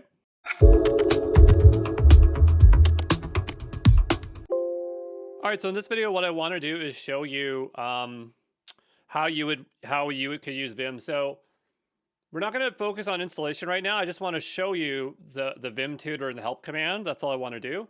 So I already have WSL installed on Windows here. If you're on a Mac, you don't have to do this. You just open up your terminal and you can install Vim, probably using brew tools. But anyway, I just want to show you. I'm just going to close this out here. I just want to show you what it looks like if we have Vim. So I don't know if I have Vim installed here. Apparently I do already. And if I want to, I could type in Vimtutor. Okay, you're just watching. And I'm going to go ahead and hit enter. And we are now in Vimtutor. So Vimtutor is supposed to be a tutorial that you can go through. I don't personally like it because you have to do a lot of reading. But the idea is that you read through this and it tells you how it works, right? So it's telling you the movement keys is HJKL. So I can do J to go down, L to go to the left or right, H to go there, K to go back up. And the idea is that you just keep reading through it and you'll learn Vim. But I'm going to go ahead and exit out of this and do :Q. And what I want to do is just open up Vim. I'm just going to open up with no file here. And I just want to do :help and just show you that it opens up help. And then the thing is, in order to move around the help file, you have to know Vim commands. So you need to know the move keys again here. Right? And so the idea here is that you can read about how Vim works. All right? It gets into detail. And actually, for the content of this course, I was going through this and referencing the docs here. So this was very useful for me. I'll do :Q and exit out of that, okay? So the way I want to use Vim with you is that I want to get it installed using a visual editor. And so I'm just going to wait till we get to that slide and then we'll talk about it, okay? Or we'll do it for real. All right, ciao.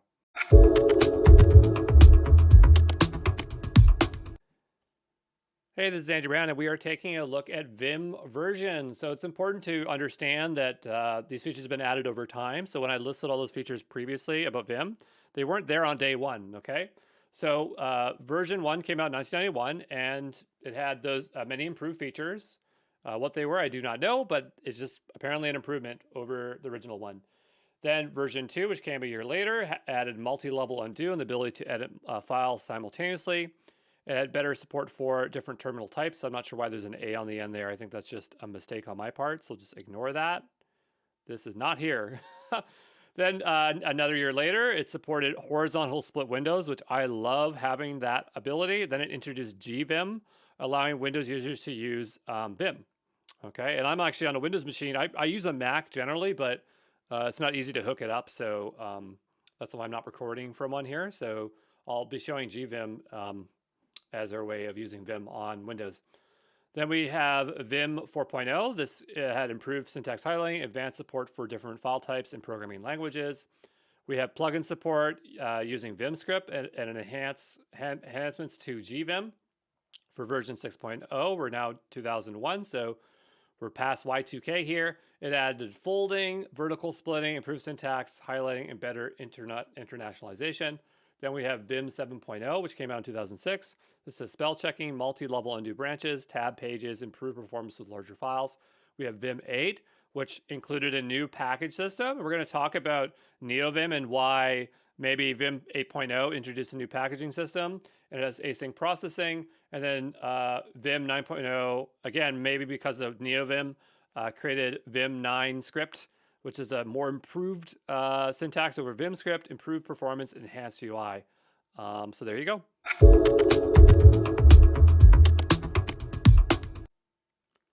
All right, so let's take a look here and look at the Vim version. That's all I want to do here. So if I think we type in this, we might see the version. It does not tell me there. Let's do -V.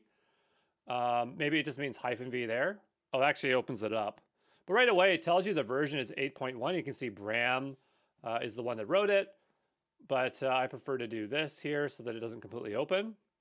And you can see it's using 8.1, so I'm not even using the latest one, but for the most part, most Vim versions that are installed on servers are good enough if you're not installing an extension. So if you're just doing DevOps, you're going into a Linux environment, you'll never care about what the version is, but when it comes to actual development, you'll care more about the specific version, okay?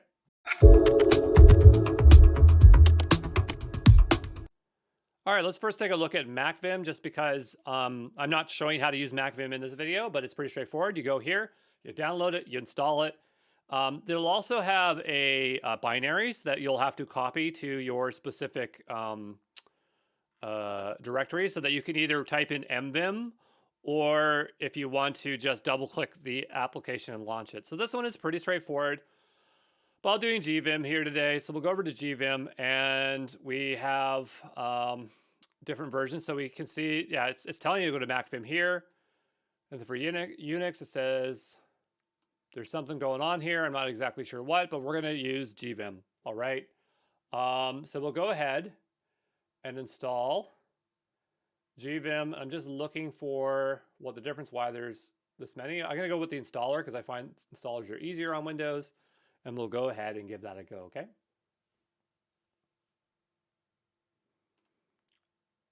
And I'm going to go ahead and open that up. And I'm just double clicking the installation. I'm just doing that off screen. And so my question is like, I'm not installing Linux on this system. I have WSL, which we don't cover in this video, but I'm going to go ahead and install it. And so say, let's install Vim 9.1, which sounds great to me. That's the latest version right now. We'll go next. And we have a bunch of stuff here. So we have create bat files. I'm not sure what that is. Vim .bat files for Vim variants in Windows directory for command line use. I don't think I care about that. Everything else looks fine. Console version of Vim. Okay, so maybe we can use it in a command prompt. That sounds good. We'll hit next. So here it says VIR Vim behavior, Vim with enhancements. So we have Vi compatible, Vim original, Vim with some enhancements, or Vim with enhancements, all of them. So it seems like what it's doing is modifying the vimrc file, so we don't even have to configure that maybe. Remap a few keys for Windows. Control V, Control C, Control A, Control S, Control F. I don't know if I want to do that, so I'll just leave it alone for now. We have behavior of right and left windows. I'll leave it alone again. We'll go ahead and hit next. We'll install it. And so that should install it, okay? I'll give it a moment. All right, so show README after installation's finished. I don't really care about that.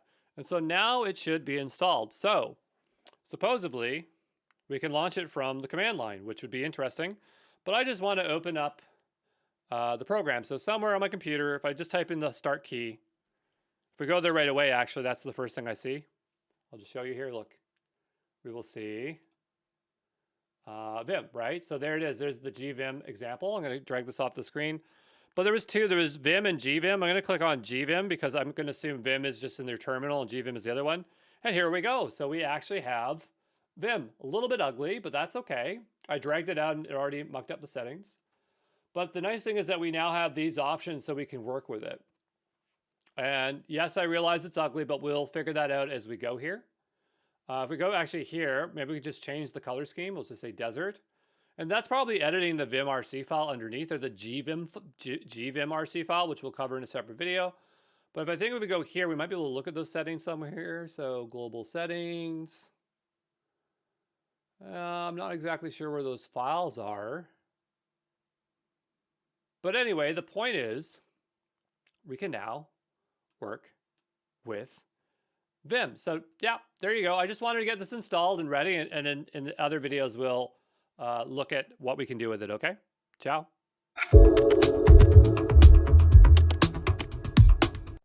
Hey, this is Andrew Brown. We're taking a look at VimScript. I don't know what Vim 9 looks like, but I am very familiar with VimScript. It's not very important that we learn that much about VimScript because it gets kind of complicated, but we will have to kind of get some exposure when we change our configuration files. But VimScript is a scripting language that is used to write Vim configuration files, plugins, and inputs in the command mode. VimScript is considered challenging to learn for beginners to understand and write, which is why people have shied away from fully configuring Vim. But again, I'm going to tell you that there is VimScript 9, which is supposedly nicer to use, which I don't know how to use. I just want you to know that it has its own language. It has functions, it has variables, it has loops. I don't think it's that hard, but it is not the nicest thing to work in, okay?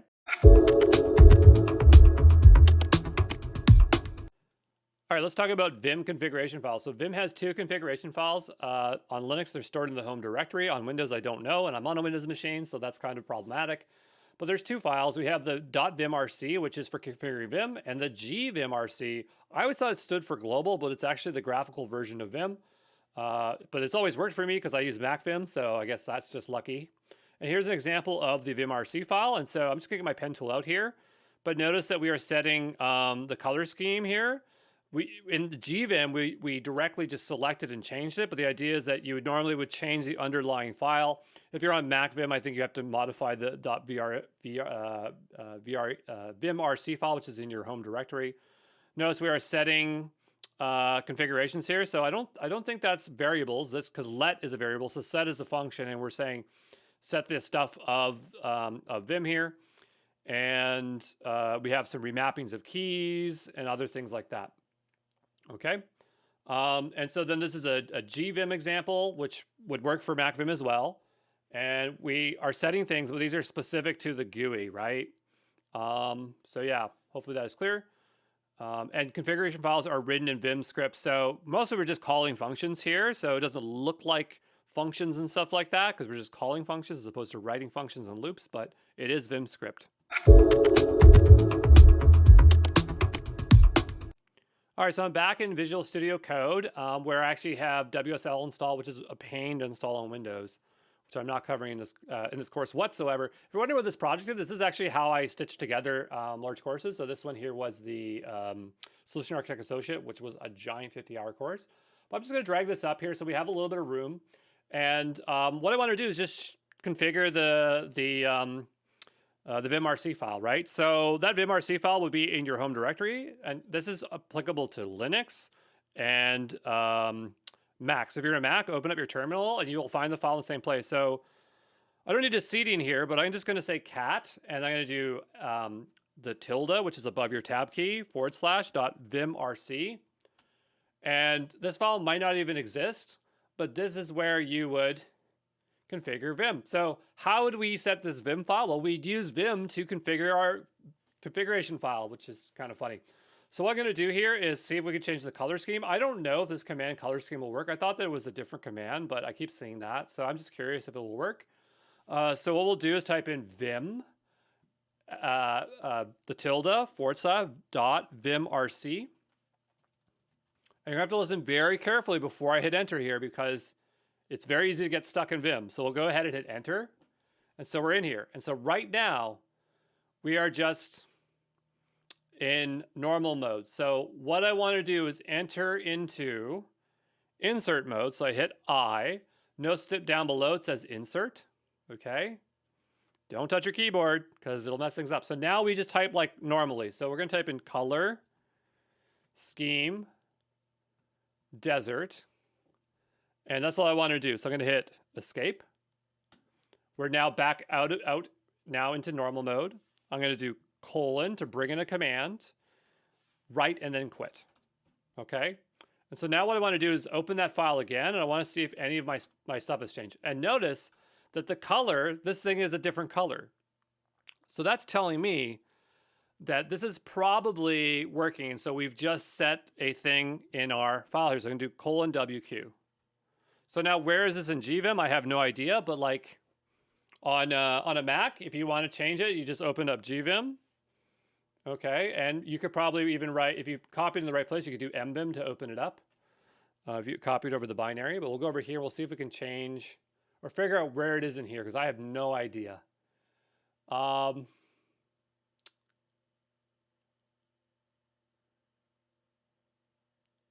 don't know where it would be. Let me go find out, okay? It says that it lives in our home directory on Windows. That's where it says that it is. Okay, so let's see if that's actually true or not. So what I'm going to do here is I'm going to go find my home directory. So that would be the C drive, users, Andrew. And so it's suggesting that it's in here. Okay.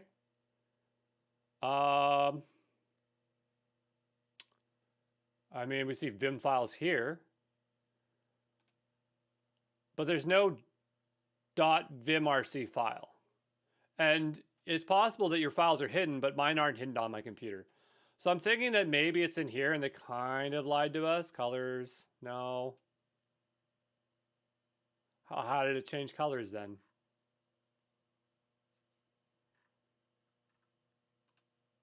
So I'm just going to take a look here.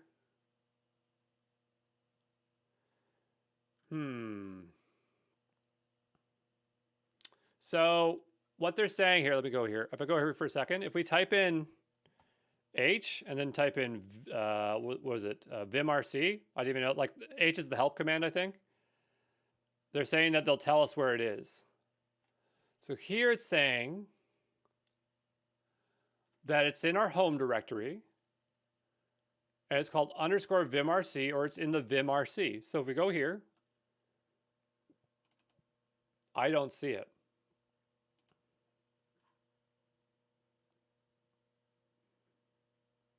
Okay.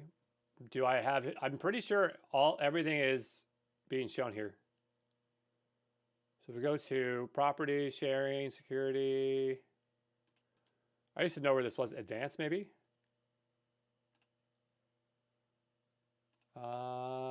No, maybe it's like view. Yeah, so it's showing all the hidden files, but yeah, I don't see it in here, so it's not a big deal. But at some point we might need to be able to rename this at some point. So, I don't know, maybe just give me a second, okay? You know what? They're suggesting that it doesn't create it for you automatically. Okay, so maybe what we can do is just make that file and we'll just follow those instructions. So this is what we have open here, and this is a split window. I didn't mean to do that. So what I'm going to do is just close that out. Again, I'm trying to close this without actually using Vim commands because we haven't gotten to that yet, but I'll go ahead and hit close. And so this is a window open. I'm going to go ahead and make a new file here, right? And you can do this on Mac Vim as well. And what I'm going to do here is change the theme. So I just want to see like what default themes for Vim. I just want to see what the list there is. So apparently if we do : color scheme, it should just tell us what we have. Okay, then we have this one. Space, nope. Oh, so it's telling us that's our theme right now, but I wanted to know what possible ones there are. Yeah, okay, so I found a list here. Just on Stack Overflow, we got blue, dark blue, all this kind of stuff here. So what I want to see is if we make a file here, we'll call this color scheme.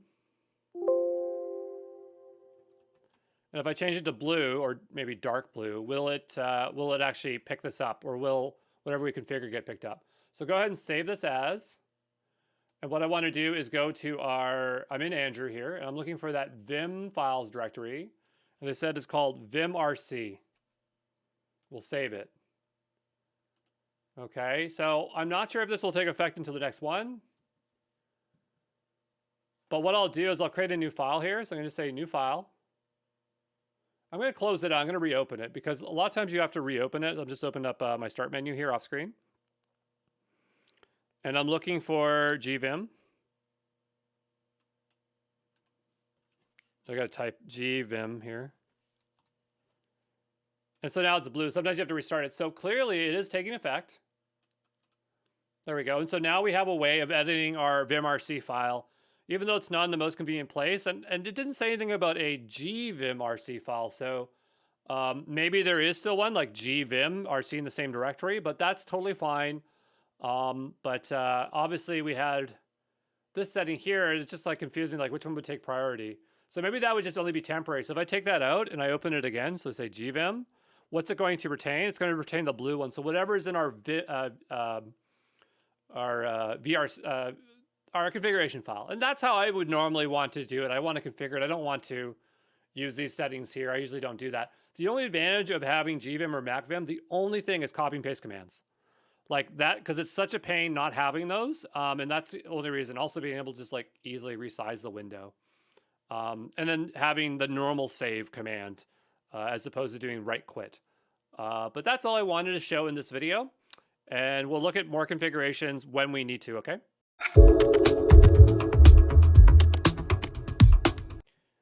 All right, let's talk about Vim's plugin managers. So Vim has many different plugin managers to easily install and manage plugins. We have Vim Plug, Pathogen, Bundle. I can't say that. I don't know what that says. Neo Bundle, Volt, and more. There's just tons of them. And so here's an example of using Vim Plug to install something. So Vim has not conformed to a single plugin manager, and there may be plugins that only work with specific plugin managers. And this is really frustrating about Vim, has been the plugin ecosystem, but I think most people now settle on Vim Plug. My frustration is that I've been using Vim for such a long time, so I remember using a bunch of these at different times. But since Vim 8, you can easily, plugins can be easily installed by just cloning them into the correct directory. So it's not going to manage plugins for you, but with the new package manager, you just drop them in the right place, and this makes things easier. There's also something called a Vim ball, and that's a spelling mistake. There's supposed to be a space between is a, sorry about that. But it's a self-extracting archive format used for Vim to distribute and install plugins and scripts. Vim balls have the extension of .vba, which is confusing because VBA is another kind of Visual Basic something or something other kind of file. Vimball is not commonly used today since plugin managers are more efficient and easier means to install plugins. But sometimes you'll read about these things, or you might find a really old plugin you want to get to work and it's in a Vimball. And the idea is that they're not fun to use. So I just avoid them as much as I can, okay?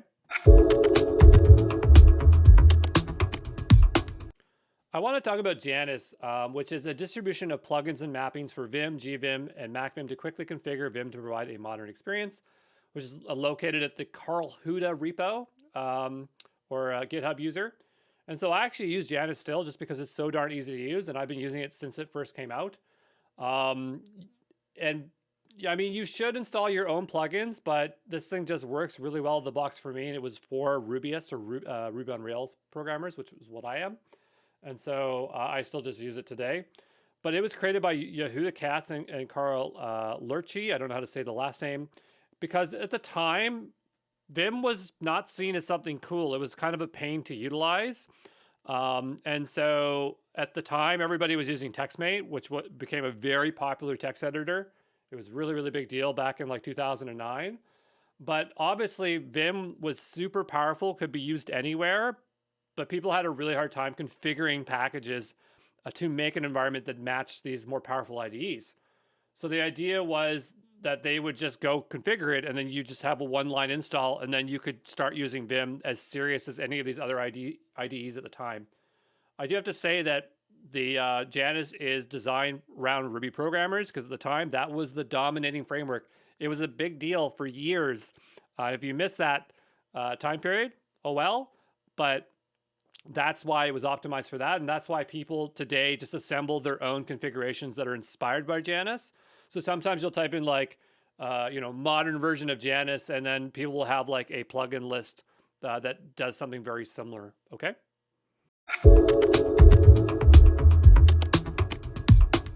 All right, so what I want to do in this video is show you Janus. Now you can install this right on your Mac if you have it. On Windows, obviously you'd have to have WSL. I just want to launch up a new instance to show you it. And the only requirement that it really needs is Ruby, but most computers, or like most OSs, come with Ruby installed. So that should be not much of an issue. So I'm going to just go ahead and launch a new instance here on AWS. And we're going to just call this Janus example. And here I have Amazon Linux. I'm going to switch over to Ubuntu. I'm going to choose 24, which is fine. I'm going to launch this on a T3 micro, which is what I prefer. And I don't want to launch this with a key pair. I'm going to go down below here and use that role that we had earlier so we can log in with our session, which is wherever it is here. I'm just trying to find it. Our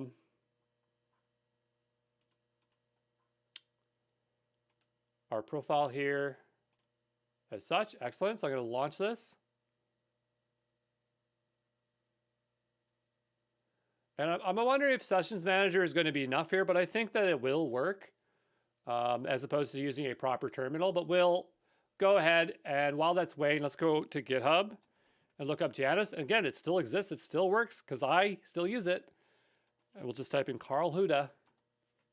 But let's kind of give you an idea of some plugins that you might want to utilize. So if we go down below here, it should tell us what plugins there are. So this is all the new like mappings that they added here. And so they have like ACK, Control P, Nerd Commenter, which we'll actually manually install this because this one is super cool. Nerd Tree, which gives you like a tree of files on the left-hand side. Just tons and tons of stuff. Easy Motion, which is really cool. I used to use that all the time, but I just stopped using it. But it makes it really easy to find stuff. Lots and lots of configurations. Okay, this is not even the full list. I think if I go up to here under Janus, and we go into Vim, and we go into Tools, then we can see all the ones that are being used. So these are all the plugins that are going in there. I'm gonna go back over to here, and we'll take a look at our instance and see if it is ready. Probably not, but I'm gonna go try connect to it anyway. Probably will let us connect. And before we do anything else, I'm going to go say sudo su -ubuntu, get into the Ubuntu user, and I'm going to type, see if there's Ruby installed here. So say Ruby -v. Okay, but on a Mac, it's pre-installed. So we're going to do sudo snap, install Ruby Ubuntu has Snap and App. Snap is the newer one. So it's usually recommended to use Snap for installing stuff. And so that will install a version of Ruby.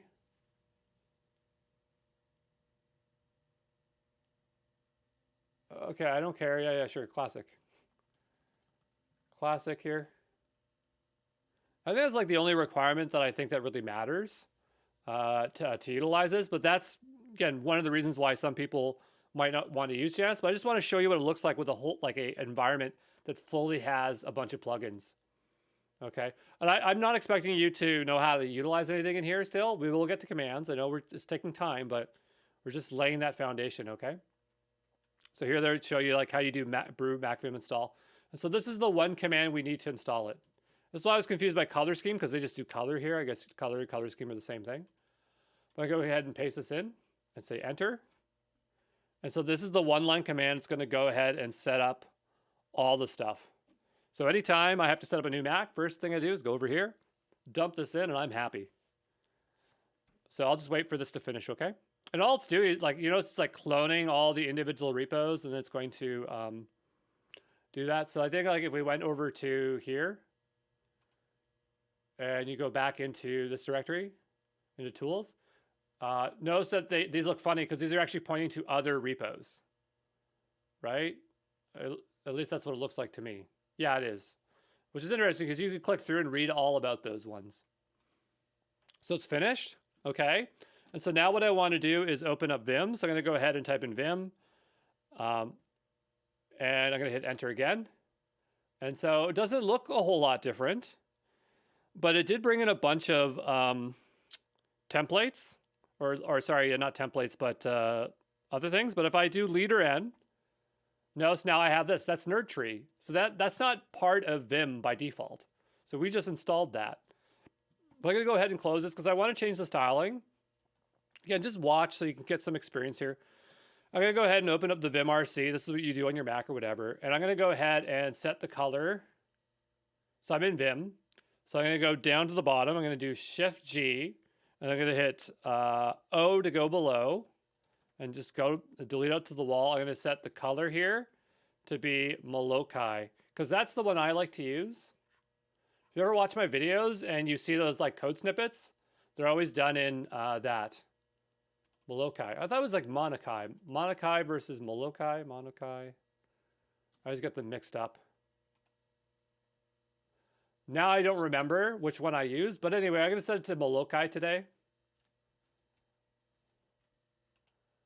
M-O-L-O-Kai.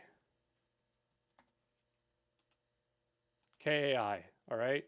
So I'll hit escape, colon, WQ. Again, just watching to see what it looks like. And I'm just going to open up Vim again. And so now it should look a lot nicer. I guess it doesn't really show up on here. Sometimes like you set color schemes, they just don't pick it up because it's the limitation based on whatever colors are available in this view. We just don't have really nice things. But, and apparently I just closed that tab. But anyway, that's how you could install a bunch of plugins, but I kind of want to show that a bit nicer. So I'm going to do this again. Again, just watch for the time being. I'm going to go ahead and just shut down that server. And we'll say terminate. But I'll just bring it up here in Visual Studio Code. And we're going to open up Vim because I don't think I have it installed here. Just say Vim. Sorry, Vim. Yeah, see, like I'm hitting leader N on my keyboard. Leader is backslash, so backslash N. And it's not opening up that nerd tree there. So I'm going to go back over. Well, before I do, I'm going to just make sure I have a Ruby version installed. I do, 2.7, which is old. But that's probably what came pre-installed on this machine. And so I'm going to go ahead and copy this. We'll go back here, paste this in, hit enter, and it'll do the exact same thing. Okay, so I'm going to clone that down and just bring this up here. And we'll give that a moment to install, okay? But this would not work on Windows because you'd have to have Ruby, and it's for Linux. All these are commands are Linux commands. So they don't really have a Windows equivalent to install this natively, but you'd have to have WSL like I have here. All right, but we'll just wait for this to install. All right, so now it's installed. I'm going to go ahead and type in mvim. And you know what I might do is actually open up a file here just so you can see a little bit more here. So I'm going to go mvim and go into lib And I have a bunch of Ruby files here, so it doesn't really matter. I'll open up Auditor. That's a large one for me here. I keep typing MVim because I think I'm on a Mac. And so there we go. And so it has nice coloring. This is coming from, actually, I think it's the theme that we set before. This is not Molokai, but I think it's the desert theme I set before. Sorry, I coughed there. I'm just going to quit that. I'm going to open this up, and I just want to change it to the one I like. So say VimRC here. And I'm going to go down below, and notice there's all this stuff here before. We used to just have color in here. And I don't see it anymore, but I'm going to go ahead and just type in color, and say Molokai. And then we'll save that, and we'll go back up to this file. It looks the same. I don't know. Maybe I got the color wrong here. We'll say color again, color. It's default still. Okay, I'll try this one more time. I must have typed something wrong. Yeah, I can't find the scheme. It's, what about Monokai? Monokai. Let's try this. Still can't find it. Why won't it like it? Oh, you know what it is? We're not supposed to put, I don't think we're supposed to put quotations around it. That's why it's not working. So we'll say Molokai here. There we go. And that's what I'm used to. So you'll probably recognize these colors, right? But right now I'm using full Vim. And again, I'm just showing you here. But the idea is like when I'm working with Vim, I will open up Nerd Tree here. I will go in here and I'll be splitting windows and I'll be going crazy and I'll be switching over and doing a bunch of stuff. But anyway, and it's kind of hard to close windows here. I'm not sure why it doesn't let me close it with the command there. I'm just going to type close manually. That's not usually how I close. I'm usually hit a command key for that. But like one plugin that's installed is Nerd Commander. So what I can do is I can select multiple lines and then I can do leader CC and that will comment out a bunch of stuff. So that is a plugin. So there's all sorts of plugins that you can have. But again, I just wanted to show you how to get a bunch in there really quickly. We will install our own plugin here separately, but I just wanted to show you that. If I wanted to get rid of this install, I'm just going to make sure I get out of this here. I'm just trying to think here. This is all stored in the VimRC directory. So if we go to our home directory here for a second, I do ls-la. In here, we have .vimrc, and it's linking over to Janus here, right? So if I want to get rid of all this stuff, and it copied our old ones, here. We just need to get rid of the Vim directory. So if we go into Vim, this is all the Janus stuff. So I'm just going to go ahead and just say .vim and get rid of it. And so now if I open Vim, we're just back to normal. I can't open up Nerd Tree. That stuff doesn't exist. All right. But yeah, we'll just end it here and we'll look at installing a plugin in a separate video, okay?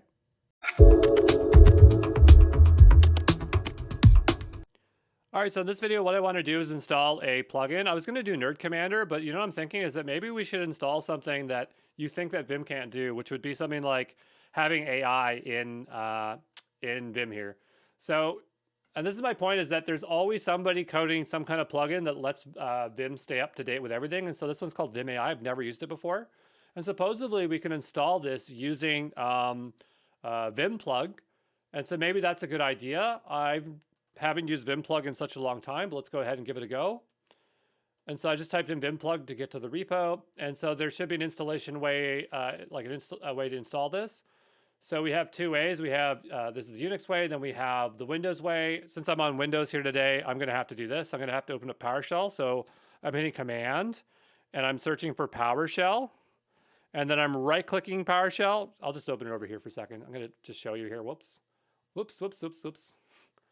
I opened up Adobe Acrobat by accident. But we open this up, and we type in PowerShell. Again, if you're on Mac, this is so much easier for you. Just follow along, muddle through the Mac instructions here, but I'm going to run this as an administrator. I'm going to open this up. Here, a big, ugly PowerShell. I'm going to copy this command here. And I'll paste it in. And we'll hit enter. Okay, and so supposedly, I guess Vim plugin is installed now. All right, now how do we use it is the next question. Usage. Add Vim plug section to your Vim RC file or init Vim. So it's telling me that we need to add it to that. So we know that our Vim RC file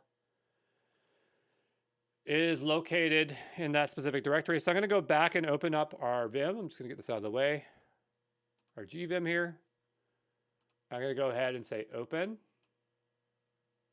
And I'm going to open up Vim RC. And what it wants us to place in there is this. Hold on here. So add a Vim plug to your section. That's not what I want to do. I want to just start installing. Oh, here's this. Plug install plugins. That's actually what I want to do. So what we'll do is do colon, plug install. I'm going to hit enter. Not an editor command. Well, you know what? I think we need to close this first. And then reopen GVim because we installed and didn't necessarily reopen GVim. And we'll now see if it's in here. So we'll do colon, plug install. Still not a command. So there must be more to this. Just a moment, okay? Now something we could confirm is if it's actually in that directory. So notice here, it says Vim files autoload plug. So what I'm gonna do is I wanna go look in that directory and see if it actually is there, okay? So I'm just navigating to it locally here. Just give me a moment. And I'm looking for Vim files. Give me a moment, just a second here. All right, and so if it installed correctly, it would be in the auto load directory here. And we have plug.vim, but it's telling us that this command does not work. So add a Vim plug section to your Vim. I mean, maybe we still need this section. Maybe it won't work without that. So I guess I'll still open that, I suppose. We'll say File, Open, and we'll open up our Vim RC. And what I'm going to do is hit O to go down below. Now I'm in insert mode. I'm typing call, plug, begin, pound, begin, parentheses. And it'll say call, plug, pound, end, parentheses. And I'll do right quit. And I'm going to reopen GVim. I'm going to try this again. We'll say colon, plugin install. Because I remember when I use this, or at least they show the demo, right? They go here. So maybe what we need to do is put it in the list first, and that's our problem. Okay, so I'm going to go back and open the last file we had. So open it again. And maybe we need to specify our plugins. So what I'll do, because this plugin's called Vim, I just need to see how they're named. So I'm thinking that it's just, go back over to here. We'll take a look. So it's just that. So I'm going to hit K up on my keyboard, then I to go to insert mode, PLU. If you're struggling with this, it's not a big deal. You can just, again, watch me until we learn all the commands. And I hit escape to get out of insert mode, colon, WQ. And now I'm going to reopen GVim.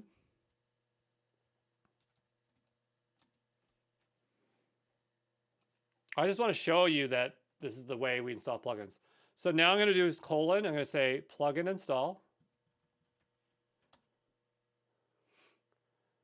What are you telling me it's not there, buddy? All right, let's go back here for a second.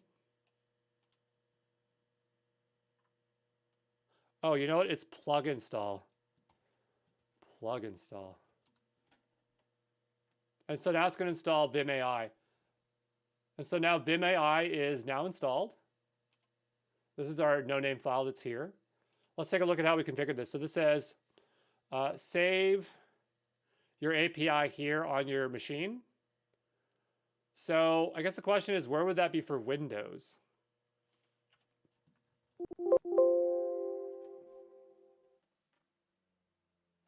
So I'm not sure where this would go for Windows. Just give me a moment, okay? So right away, what I'm noticing here is it's saying like Vim AI requires Python 3. And so now I'm running into that problem where I'm basically forced back to Linux. So again, you know, Vim is mostly powerful on Linux and Unix. It's very hard to configure this stuff like with this. There's probably some way to hook up WSL with Vim here. Let me see if I can figure that out. So I did find this script here for GVim, and the idea is that maybe what this command would let you do is it would launch up, it looks like it would launch up CMD, and then it would launch the GVim program. So I don't think I have version 81 installed. I think it's 9.1 installed. Yeah, this is 9.1. And then the idea is it would launch GVim and GVim. So I don't really care that much about GVim. I just want to show you how to install a custom plugin. So what I'm going to do is go back over to, because at the end of the day, we're going to use Visual Studio Code, just so you know when we learn it, all this stuff. But I just want to show you all this configuration stuff. So you know, again, if you want to figure it out, or if you're on a Mac or Linux, it's a lot easier. So what I'm going to do is just start this all over again. And I'm in WSL here. And so what I'll do is I'll go install Vim Plug. So we'll just type in Vim Plug, which is right here. And I'm going to grab this command here and paste it in. And that's going to put it into the correct directory. Good. And so then we will open up our vimrc file again. So let's just say vimrc. And I just want a couple things here. So I want this call plugin. So trying to do this while looking at both of them at the same time. Hold on. Insert mode, call plug, begin, parentheses. Again, if you can't follow along with the commands, do not worry about it. We'll cover that, and you could always come back here and then do this yourself. So we'll go do this, and I want this to be called, this is what? This is called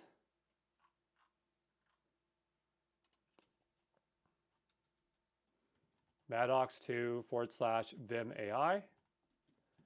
Write and quit. I'm just doing that below. You can't see it, but I'm doing write and quit there. We'll exit out of there. Can't open linked file for writing because it thinks this file is linked. Darn it. 1 second here. ls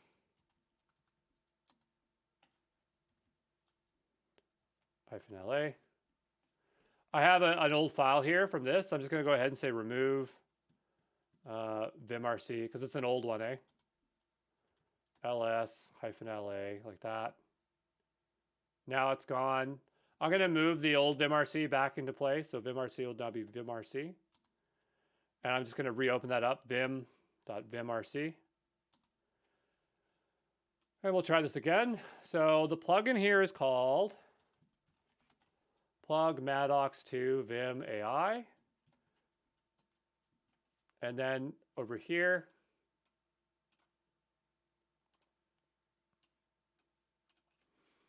we'll say call plug begin parentheses call plug end. All right, I'm just going to adjust this like that. Maddox, Vim AI, etc., etc. Looks good to me. Call, plug, begin, plug, end. And that looks good. So I'm going to do right quit here. I'm just going to bring this back up to screen. Right quit down below. And then we're going to reopen this up. I'm going to open a file up here so I can see what I'm doing. So I can do Vim. And I am in a project right now, so I can just, actually, no, I'm not. I'm going to go back into Sites, Exam Pro, Audit here. I'm just going to open up a file. Auditor as an example. I keep typing mvim because I think I'm on a Mac. And that's the problem with our file here. Unknown function plug end, plug begin.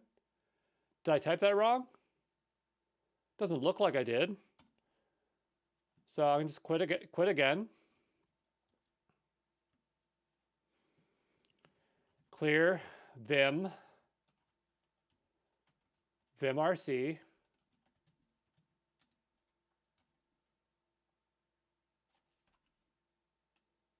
And we'll take a look here. Call, plug, begin. Call, plug, end. Huh.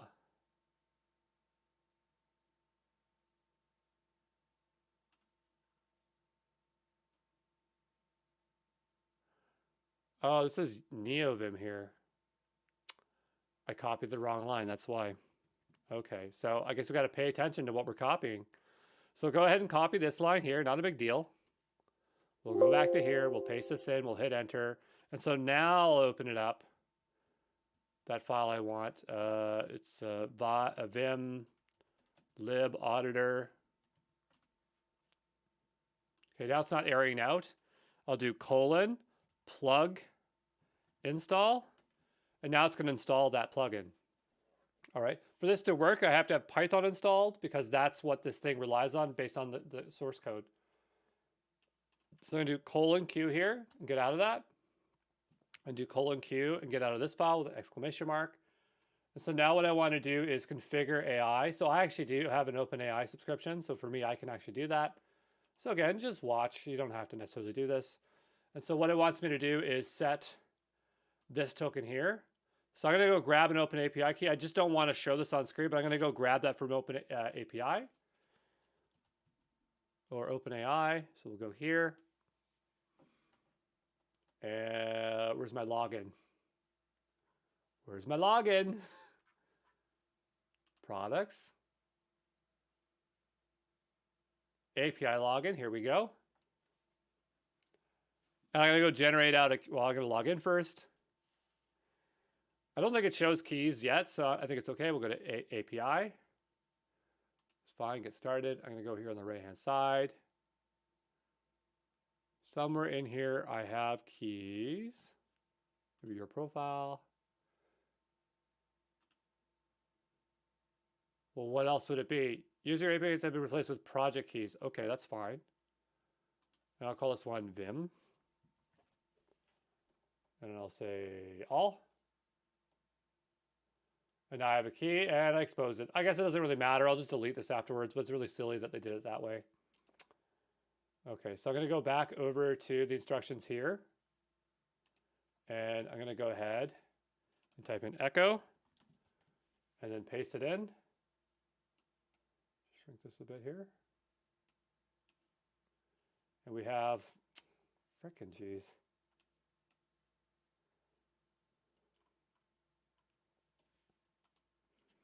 That. Make that symbol and send it to our .config/openai.token. Okay, so that's where it tells us to put it. Oh, we could have exported it as well. Whatever. Okay, so now that's there. So I'm going to drag this up so I have more room here. And I'm going to go back and open that file I had earlier. And so now that I have it configured, there should be some way to use it. So it says here, to use AI command, type the command followed by the instruction prompt. All right. Okay, so what I'll do here is I'll go down somewhere in my file.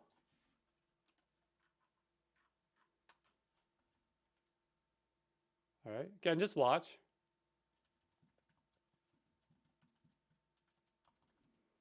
And I'm going to type in colon. Oops, escape. I'm going to type in the command they told me to type in. So colon AI.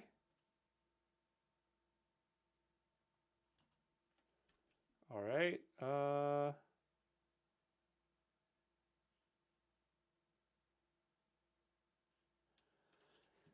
Help Vim AI here.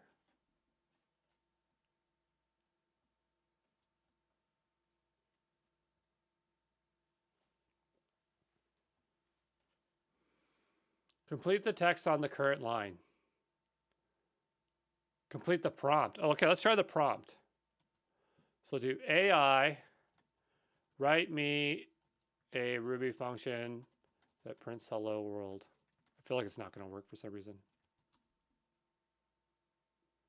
Verify that the billing plan is pay as you go. What do you mean? I do pay as I go, don't I? Or did Baco downgrade me?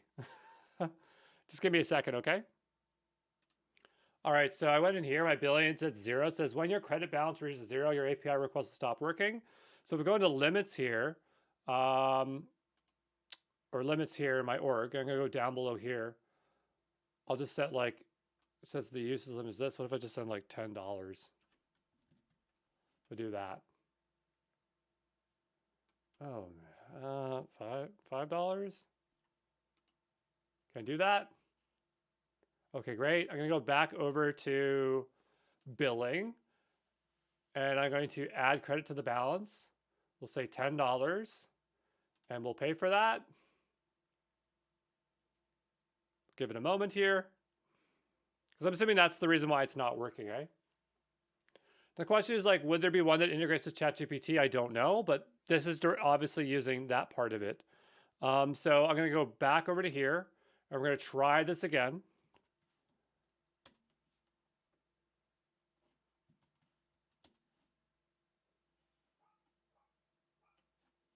I mean, it is.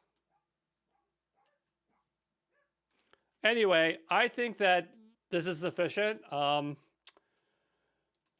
there might be like a ChatGPT with plugin Vim. There might be one for that. So there's all different kinds of plugins. You got to find the one that works, right? So here's another one, which is uses the Open API key. But for whatever reason, this one didn't work that great. Like this one looks a little bit better. So it's like ask and stuff like that. But I just want to point out that you can do it. And that's the trick, is that you have to configure. And that's the hard part about utilizing this stuff. So we'll call this successful because we definitely did install a plugin. But we'll end it here, okay? So I'll see you in the next one, all right? Ciao. Hey, this is Andrew, and we're taking a look at NeoVim. And I just want to point out, we're going to get to commands soon. I just want to cover NeoVim. And then basically, after that, we're basically going to be using Visual Studio Code and learning our Vim commands, okay? So NeoVim is a clone of Vim, which was rewritten from the ground up to be hyper-extensible version of Vim in 2014. Looks just like Vim. Plugins are easier to write, better end-to-end documentation.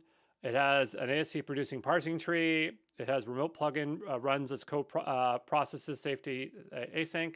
Built-in terminal emulator, which is really nice. Fully compatible with Vim's editing mode and VimScript version 1. So when they say that it is a rewrite of Vim, they're talking about Vim 1, okay? But it does allow you to use Lua scripts. So at the time, this is a big deal because people were getting, like, they liked Vim, but it was just a pain because it wasn't keeping up. But then Vim 8 and Vim 9 came back and they made great improvements. And so now it's debatable whether you want to use NeoVim or just Vim 9. I'm in the camp of just using Vim 9 or the latest Vim because I don't really care about NeoVim.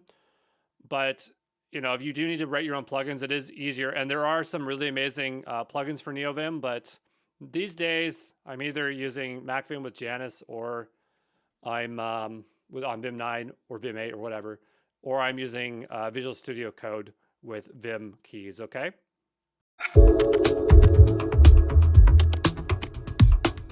And if you're wondering, I did get rid of my API key for OpenAI, so no one's going to abuse it. What I want to do in this video is take a look at NeoVim. So I think I shut the server down earlier, right? Yeah, I did. Okay, great.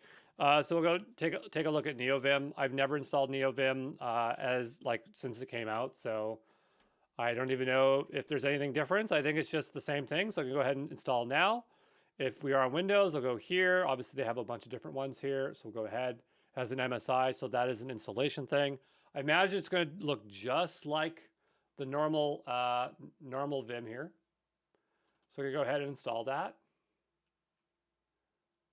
I want to run anyway.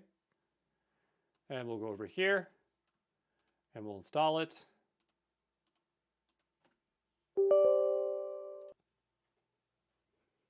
All right. I imagine Mac is a DMG and you just drag it over. In Linux, you probably have to run a command, or looks like there are other ways for us to install it. So I believe it is now installed. I'm opening up my start menu, and I open it up, and there's NeoVim. Okay, looks exactly the same. Okay. All right. I imagine that plugins are probably easier to install with this thing. So go back to NeoVim. Modern GUIs, yep, sure. So yeah, nothing super exciting to run home with. Maybe people that know NeoVim more than me are excited about it. But remember it had like really nice looking screenshots before?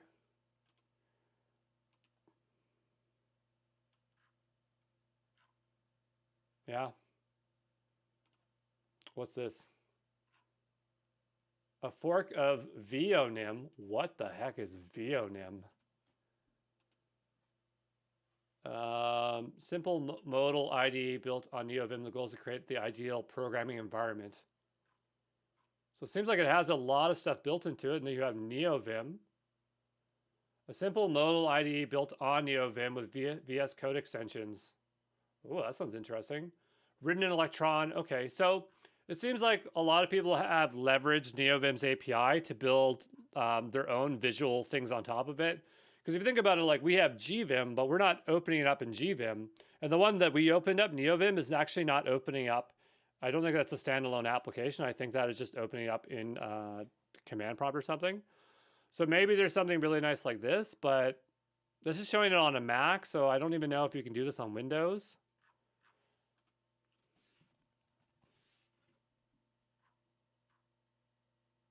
I mean, it says Electron, so if that's the case, it should be able to run on anything here. If we go over to releases, there's a Windows one. Yeah, I might as well give it a go for fun. I'll download the exe.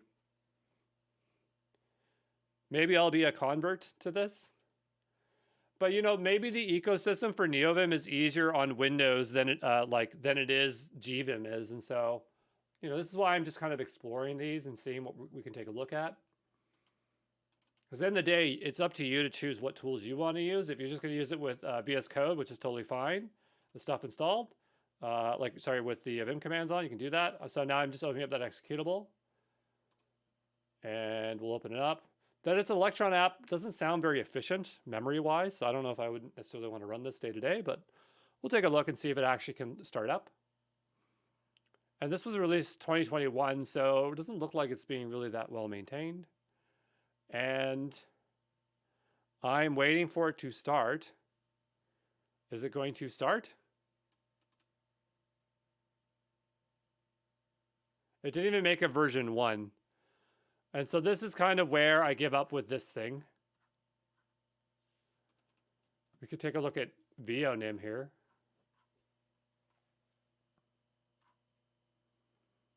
And did this ever get... Nope. So, I mean, there's stuff out there, which is cool, but yeah, that's NeoVim. So I would say we're done here, okay?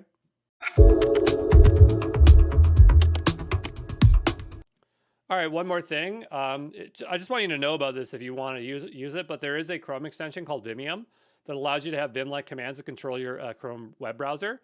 So you have a bunch of commands, and they're not exactly like Vim, but they're very similar. And this could be a really good way to train your hands to work with Vim. And that's all I wanted to say there, okay?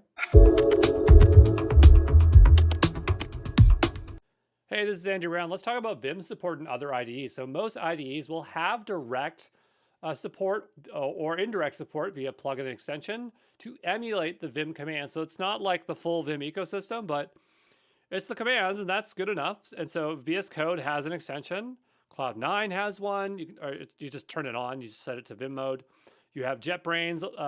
Any of their IDEs have a Vim mode. Xcode, you can get Vim in it. Android Studio.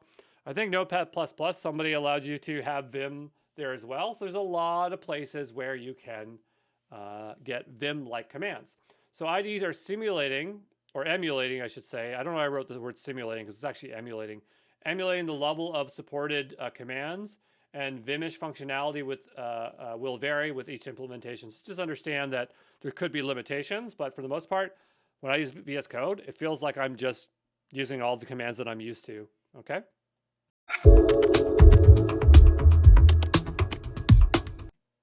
Hey, this is Andrew Brown. In this video, I want to show you how to install Vim mode or Vim keys here for Visual Studio Code. Just go to extensions here on the left-hand side. You're going to go and type in Vim. You're going to have more than one option just because there could be other implementations, but the one that I know is the VS Code Vim one. But just make sure that you don't end up installing more than one because that can mess up problems. And so you just install it and then you'll have Vim. If you ever have any issues, you can always just disable it. I can uninstall it here just to show you what it looks like. But the idea is you just hit install. It's installed and then your cursor will change, okay? And you'll notice that all your keys will not work the way that you expect them to work. But there you go.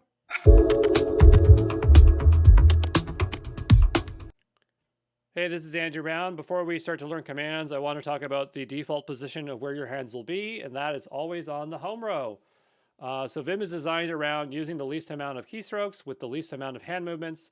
So your hands should always be resting on the home row. Forget about your mouse. You do not need it when you are working with Vim. Notice that there are ridges that indicate the F and the J key. If you forget from your typing tutor early days when you learned to use a keyboard, this is how you know where the H and the J are. And so that's where your index fingers should be resting. So if you take your index fingers, they should be sitting on the F and J key. But yeah, we'll just cover a little bit more about Vim and then we'll jump right into commands and start doing that, okay?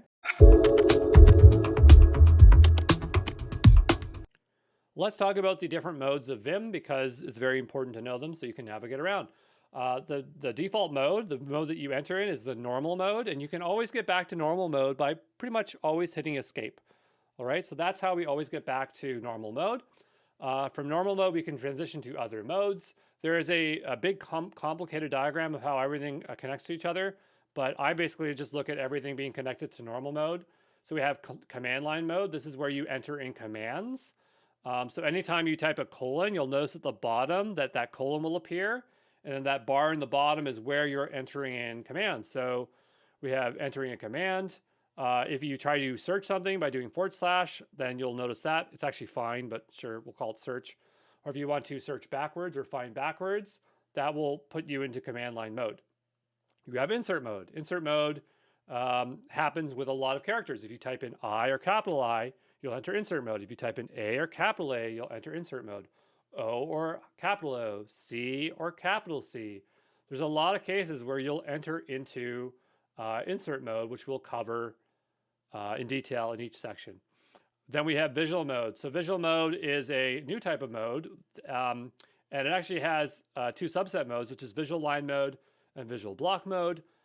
This is a way of selecting text and then doing something with that text, and we'll cover that when we cover visual mode. We have replace mode, and this will replace a character or you have the full replace mode, which you'll stay in replace mode as you replace characters, and we'll cover that when we talk about replacements. There are other modes.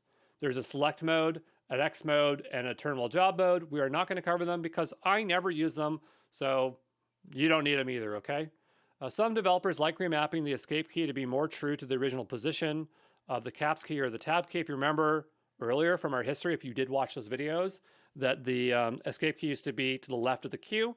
So some people like remapping it. I don't remember what the recommendation is anymore, but I don't do that. Another very popular remapping is remapping the control key to the caps lock key, again, to reduce the amount of movement. But again, I just leave everything in its default position. And if you're wondering where the command line bar is, it will show up there down below, and it will generally tell you in the command line bar in the front what mode you're in. So they're saying that it's visual block mode, and that's how we know we're in visual block mode. Some will not tell you that you're in normal mode. If there's nothing there, you're usually in normal mode. Some will actually tell you if you're in normal mode, okay? All right, so I want to just show you modes. So if you look down below in Visual Studio Code, we are right now in normal mode. So it does indicate it here, way down here, that we're there. So I'm just going to click anywhere in here. Let's just say on this line, open up a programming file, whatever you can work with. And if I hit I on my keyboard, notice that we're now in insert mode. And if I hit escape, I exit back to normal mode. If I hit I, I'm in insert mode. If I hit escape, I'm in normal mode. That is pretty straightforward. There are other modes. So if I do B, I'll be in visual mode.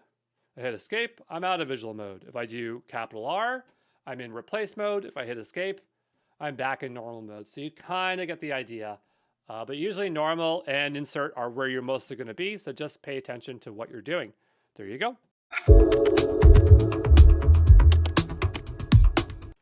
So file commands are ways to work with files at the command line. And they always start with a colon. We've obviously done some because, or you've seen me do some, because there's no way you can quit without using a file command. So we have write for saving a file, write in the file name to save it to a specific path or file name. We have W exclamation mark, which will attempt to force the file to save. Sometimes you have read-only files, or you don't necessarily have the permissions and you're trying to force save a read-only file. You have WA, which will save all files. I never use that one. We have quit. We have quit force. Sometimes you just want to drop everything and get out of there, so you do that. QA to quit all open files. And then there's Z, which isn't a command line file, but it's like, it doesn't start with a colon. You can just press Z to get out of it really quickly, which is interesting.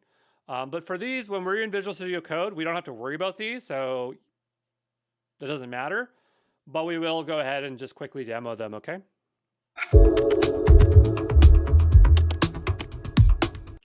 All right, so we're back in here, and I'm actually going to use Vim down below in the terminal. So I'm going to type in Vim. And it's not responsive again. I don't know why this happens. Sometimes it happens. There we go. If we go back and I type in Vim, I can actually do make dir in here and some other commands. I didn't cover those in there because I think they're kind of exotic and I don't necessarily like using them. But it's very straightforward. You know, you could do Q. But what I wanted to show you was the Z key. So if you do Shift Z, capital Z, or maybe Control Z or Z, it should quit. There we go. Let me try that again. And that I'm actually just doing, what is it? I actually have to tap it twice. I'm not sure why it's being so unresponsive, but if you were to use that, let's say in, you're like shelled into a server remotely connected and you did capital Z, it would quit right away. But I think these are pretty straightforward. Just be aware that they exist, okay?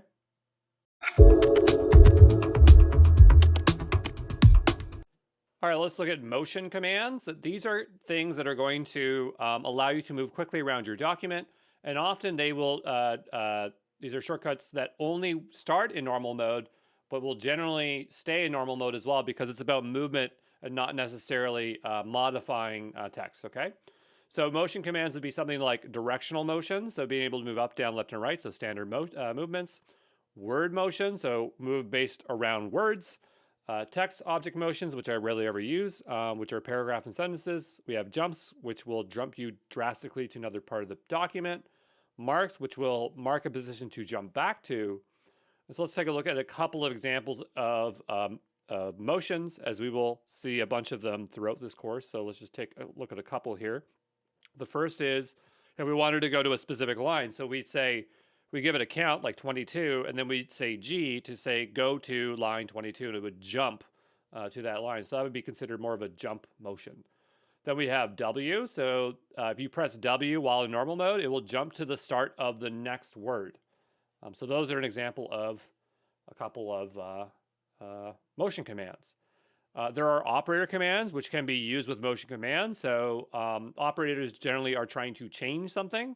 And so we have change, delete, yank, tilde, which I rarely ever use in this case, to swap case. We have another one for swap case, make lowercase, which I actually do use, make uppercase, which I like using as well, GQ, which I've never used before, shift left, shift right, which you'll use quite often, and more. So just understand that operators can be used along with motions, and the way that would look like is you'd say, all right, let's say I want to delete something. So I'm going to say delete the current word and actually be like from the current cursor to the start of the next word, or change 3 words. So C for change, 3 for the quantity, and then 3 words. So hopefully that makes sense, okay? All right, so let's take a look at the easiest possible motions first, which you should absolutely have memorized and learn extremely quickly, which is the HJKL motions. So here we have H for left, J for down, K for up, and L for right. It looks like an I, but it's actually an L. And one thing you can do is you can add values to it. So if you were to add a number, a count prior to the number, then you would change how much you'd move, because usually it'd just be one one character or one line. But here, if you say 10H, and I'm gonna get my pen tool out here, so just look down below here. H is this way, so 10H would be 10 characters to the left, 3J would be 3 lines down, 2K would be 2 lines up, 8L would be 8 characters right. I often don't remember which is up and which is down, but my fingers seem to remember. So like if you were to ask me like on the spot which goes up and which goes down, I couldn't tell you. But I know that if I had to move, it's muscle memory now, okay?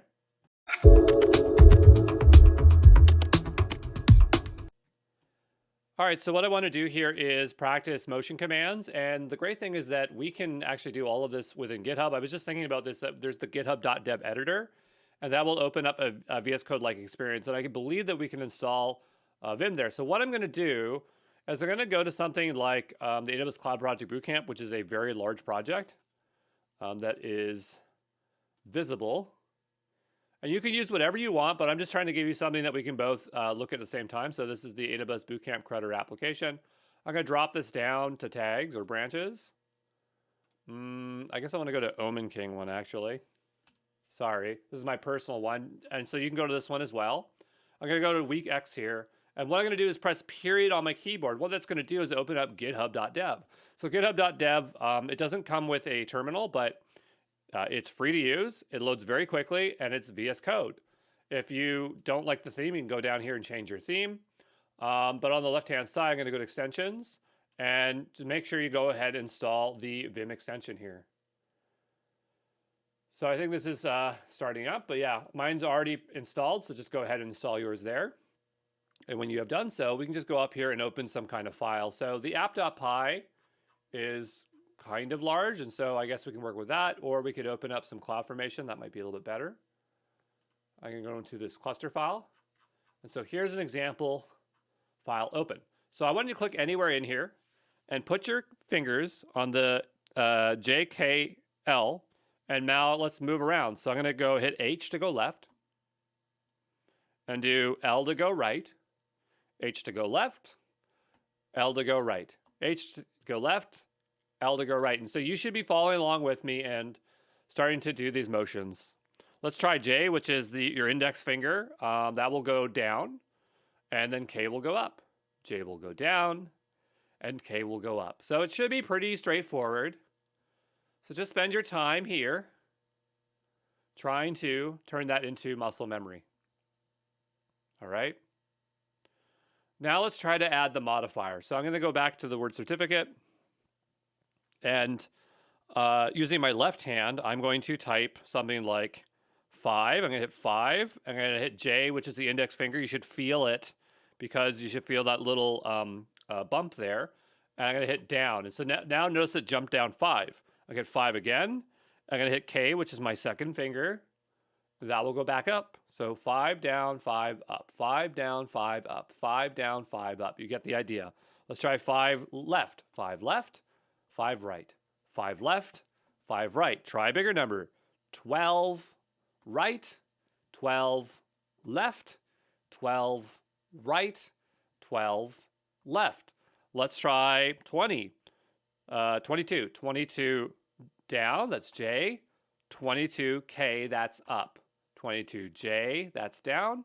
22K, that's up. So pretty straightforward. But what you find is like, you can really jump to where you want to go to. So I wouldn't say that I overly have to use directional motions, but they are the basis of what to learn, okay? So hopefully you got that, and we'll move on to the next thing, okay? Let us take a look at the Goto Motion commands. And I want to point out, I'm just going to get the pen tool out here. Look at where this letter is. It is one key to the left hand's index finger. So clearly this is an important command that they want you to know, because If it's on the home row, it's valuable real estate. This is a command that you're going to be using quite a bit, and I use it a lot. So the go-to command will go to a specific line. So if you type in GG, that goes to the top of the document or the first line. If you do capital G or Shift G, that's going to go to the last line. Now, if you want to go to a specific line, you type either 22, like the number of the line you want to go to, and then GG, or 22 Shift G. And often I just do Shift G, but you can do either or, and that will take you to a specific line. So just a reminder, GG to the top, Shift G to the bottom, okay?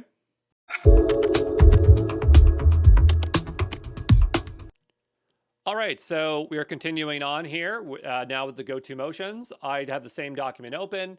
You can open anything you want on GitHub. Just find a repo, press period, and find a large enough file to work with. We're using the bootcamp from 2023. All right, so let's take a spin for these Goto commands. Before we move on, let's make sure remember our directional commands. So J to go down, K to go up, H to go left, L to go right. So I just want you to do that for a second, and now keep your hand, get your left hand on the keyboard. So make sure both are on the home row, and I'm going to press GG to go to the top, and then Shift G to go to the bottom. GG to go to the top, and Shift G to go to the bottom. GG to go to the top, and Shift G to go to the bottom. It's that simple. K to go up, J to go down, GG to go to the top, Shift G to go to the bottom. It's all just drills, really, if you think about it. So let's say we go to a very specific line. I'm looking at maybe cluster name here. I want to go to that line in particular. So I'm going to type in 262, Shift G. Or let's go to line 270. So I'm going to type in 270 GG. Just decide what you're more comfortable with. If you want to do the number and GG or number and Shift G. I apparently always do Shift G, and I did not know that. It's just muscle memory for me. So again, let's go back to the top. So we'll do GG to go to the top, Shift G to go to the bottom. All right, so an easier way to remember this is that because the G's are lowercase, they feel like they're smaller, so they should be at the top, or the top of the document, and then the G is the grown-up one, so it's at the bottom of the document, the Shift G, and that's why it's like that. I'm not saying that's the logic behind it, but that's how I like to remember it, okay? So there you go. All right, let's take a look at some word motions. And these are the most common ones. There might be more than these ones, but these are the only ones that I really know. So let's take a look at them. So word motions we have is W, so move to the start of the next word. We have E, which moves to the end of the next word, and B, which moves to the start of the last word. Notice their position. So if you notice here, you can easily get to the W or E with one single press, because imagine that your fingers are here. And then for B, I normally extend with this finger here, so I'll go do this. I'll do all of these word motions just with my left hand, but again, it depends on how far you can reach out. For me, it's not a big deal, okay?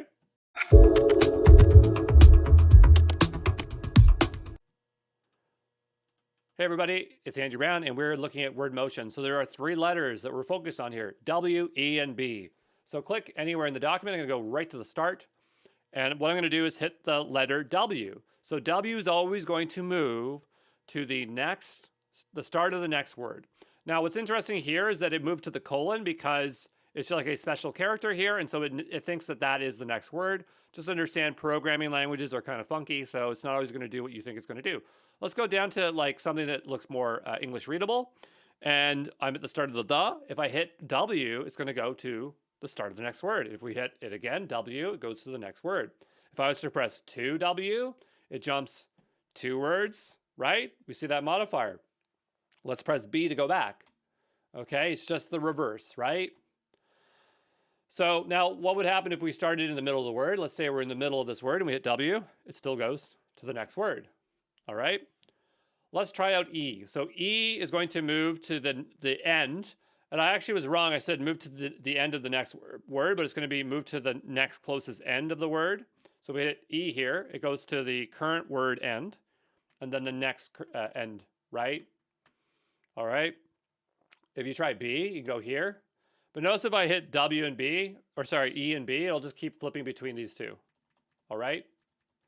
So these will become more important later on when we learn about selecting. So like later on when you want to select words, you're going to be typing like V and then go to the end of the word E to select exact words. Or you could do like to E, and then you might want to copy something in particular.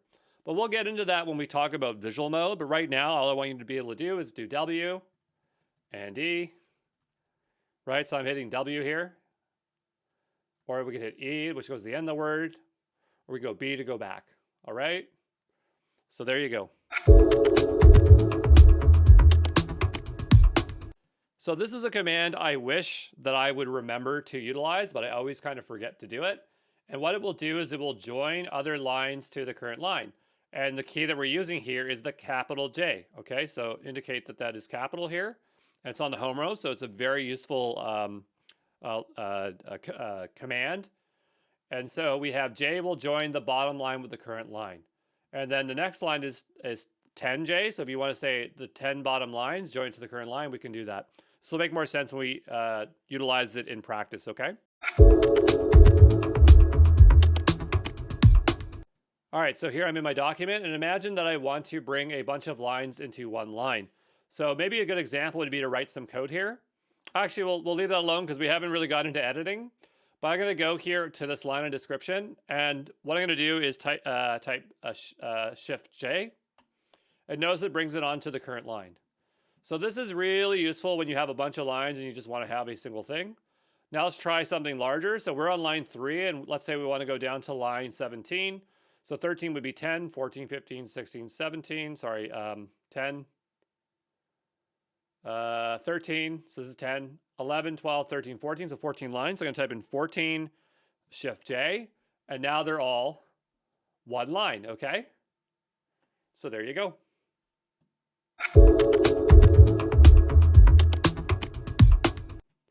Okay, so we looked at go-to line, which allows you to go all the way to the top of the document or the bottom of the document, or let's say to a specific line. But what if you want to move on the horizontal axis to the extremes? Well, this is where these two keys come into play. And I don't have a good way of defining these groups, but the idea here is that $ will go to the end of the line, and the caret, that's what it's called, the caret will go to the start of the line. And if you know regular expressions, it makes sense because $ always selects the end of a document and or a block of text, and caret will always go to the beginning. So if you know a bit about regular expressions, that kind of makes sense. So let's go try that out, okay?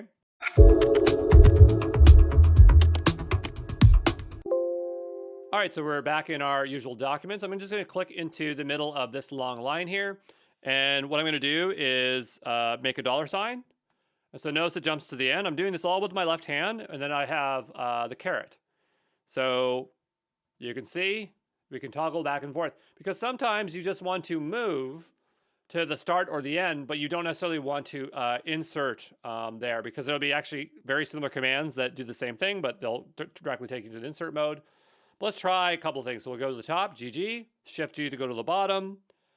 And we'll go and do GG to go back to the top. I want to go to 4, Shift G to go to line 4. I want to go to the end of the document. We'll do $. We'll do caret to go back to the beginning. So we'll go a bit slower, okay? So bottom of the document, Shift G. Top of the document, GG. I really should have went slower, probably sooner, right? Let's go to line 4. So 4G, G. I forgot to do Shift G. End of the line, $. Start of the line, caret. End of the line, $. To the bottom of the document, Shift G. To the top of the document, GG. So there we go. Now we have the extremes, the most extreme movements in all directions, okay?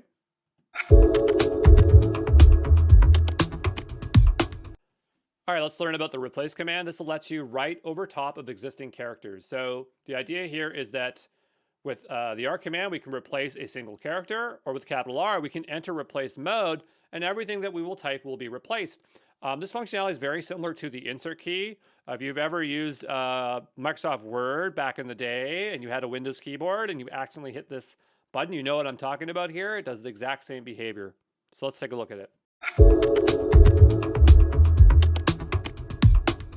All right, so we're back in our document, and let's go ahead and try that out. So I'm going to go up here to the, and I'm going to type in R. And so that's going to enter us into to replace that character. And so I just press any other key like H. And so now it's been replaced. Now it didn't say that it was in replace mode because it's a single character, but I want to undo that. So we'll go up to here to the top and we'll say edit undo, right? And so now imagine I want to just completely overwrite all this stuff here. So what I'm going to do is do Shift R to make a capital R. And I'm just going to say, hello world, I am overwriting all of this. Okay, so you get the idea. And now notice down below, I'm in replace mode. To get out of replace mode, I have to hit escape on my keyboard, and I'm out of there. Let's undo that. So I'm going to go here and say undo. Notice it's going to undo it per letter, so that's kind of annoying. And so I'm just going to use the regular Control Z to get out of that. So just understand that there is a separate undo letter for Vim, but the thing is that you can, when you're using VS Code, you can undo that way. If you are using GVim, you can also undo from the top. Again, it just depends on what you're utilizing. I'm hoping that you're following along here with Visual Studio Code, okay? But there you go. All right, let's talk about the undo and redo command. So undo and redo allow you to revert or reapply text changes. I'm sure you are familiar with undo. So to undo, it's the U key, all right? And if you want to undo an entire line, it's the undo line, which I don't think I've ever used before, but now that we use the replace mode, I think that might be something interesting for us to try out. Then we have the Control R key, so not Shift R, but Control R, and that will allow us to redo something. So let's give that a try, okay? All right, so we're back in our document here, and what I'm gonna do is change some text. So let's go ahead and do Shift R, and we'll just type in hello world. And I'm gonna hit escape to get out of replace mode. And now let's undo. So I'm gonna hit U to undo. Okay, and notice that it took multiple undos there. So let's try that again. So I'm gonna do Shift R to go into replace mode. Look down below, replace mode. Type in hello world. All right, and then I'm gonna hit escape to get out of replace mode, back to normal mode. And I'm gonna hit U to undo. And it will do the full undo. So again, I'm not really sure what the Shift U, like the undo line is for. But maybe if we made lots of changes, let's try this. So what I'm going to do is go ahead and we'll say Shift R and type in hello world. All right, and now what I'm going to do is hit escape. I'm going to try Shift R again. I'm going to say goodbye moon. And now I'm going to try Shift U.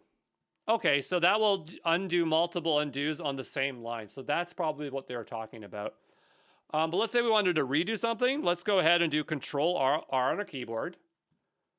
And just understand that this might not work. It might not work on this because of the mapping. So it's not working for me. Let me try Command R. And so this is where we might not have something. This is already the newest changes. So I think it is actually trying, but it's not working. So what I'm going to do is I'm going to go ahead and do Shift R. Okay, and then hit escape. And then I'm going to do undo, and then I'm going to try Control R again. There we go. So I'm doing U, Control R, U, Control R, U. One thing I'm noticing is that if you look down here below, it says already on the oldest changes. It kind of shows you like the history of what is being changed. So let's go just pay attention to this for a second, all right? So I'm going to go ahead and type in hello world. Hit escape. And I'm going to go ahead and make another change. So I'm going to do Shift R again and say goodbye moon. And hit escape. I'm going to do it one more time. I'm going to do Shift R and say hola Venus. And hit escape to get out of that mode. And so now what I'm going to do is hit undo. And so now if you look down below, it says one change before 2. And we'll undo it again. And it says one change before 1, and then undo, one change before 0. So and then we do undo, and then we get back to that. So I never really noticed that before, because this is probably what shows up in only in Visual Studio Code and not necessarily GVim or Vim, okay? But yeah, there you go. All right, let's take a look at the change command. So this is a way of selecting and then deleting amount of text based on word motions. So we have the C line for change, and the capital C to change the end of the line, which I use a lot is the capital C one. A way of combining it with a motion would be something like CW, so change the end of the word. So that's an example right there. You could change to the end of the last word, or CGG, which would be changed from here to the first line. So remember, it's supposed to be an E on the end there. So just remember all of our motions that we learned that will move to places. It'll work with that, even with, like, let's say the dollar sign. Let's go practice that now. All right, so let's go ahead and go back up to the word the, and I'm going to press the word C. And so now I'm ready to change something. Notice that the character is shown in half to indicate that it is ready to change something. And I want to change, I want to take out to the end of the word. So to do that, I'm going to hit E. And so now that word is gone, and it automatically brings me into insert mode so that I can change whatever I want to say, like, hello. Okay, and so we'll hit escape, and we'll hit U to undo. All right. But understand that that's what C does, okay? So C is about changing, and then using some kind of motion. So I want to click here. I'm just going to click the cluster here for a moment, and imagine that I want to replace the word cluster and configuration. So if we wanted to do that, we want to get to it's this letter here, N. So we want to go to the end of this word and then the end of that word, and that's 2 away. So what I'm going to do is type the letter C, okay? And now notice that there's a half character to indicate that we are ready to make a change or do something. And then I'm going to type in 2 and then E. Okay, and now those 2 words are gone. I'll just type in hello world. All right, and then we'll get out of insert mode by hitting escape. We'll hit U to undo. And so that's pretty clear. Let's say we want to do change to the end of the word. We can do C. And then remember, dollar sign will bring us to the end. So we do dollar sign, that brings us to the end of the word. So I'm going to hit escape to get out of insert mode. I'm going to hit U to undo that. Now, a more efficient way is just to do Shift G. So I'll do Shift G now, I'm saying G, right? C, capital C. So we'll do capital C, and that brings us to the end of the word. So we'll hit escape. Again, we'll hit U to undo, and we'll do Shift G. So I use that one quite a bit when I just want to, like, get rid of everything at the end there. And so I'll hit escape and undo.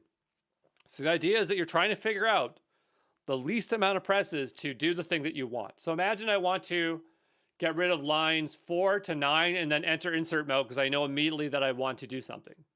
So we have 1, 2, 3, 4, 5, 6 lines. So I'm going to try, 1, 2, 3, 4, 5. I want to go down 5 lines. So I'm going to type in C to change. And I'm going to type in 5. Okay. And then I'm going to hit J to go down 5 lines. And so I took out those 5 lines. All right. So I'll hit escape and undo. Okay. But the point is that we're entering insert mode because we want to do something there. So just think of those things that you can combine it with any kind of word motions. If we want to go backwards, let's say we want to change to the front of the line, I'll do C, and then I'll do caret to go to the front. Okay, so it works in both directions. I'll undo that.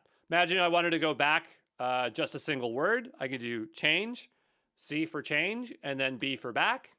Okay, hit escape to get out of that mode and undo. All right, so it's not a delete, it's a change. The idea is that you want to enter into a mode to start typing something, okay?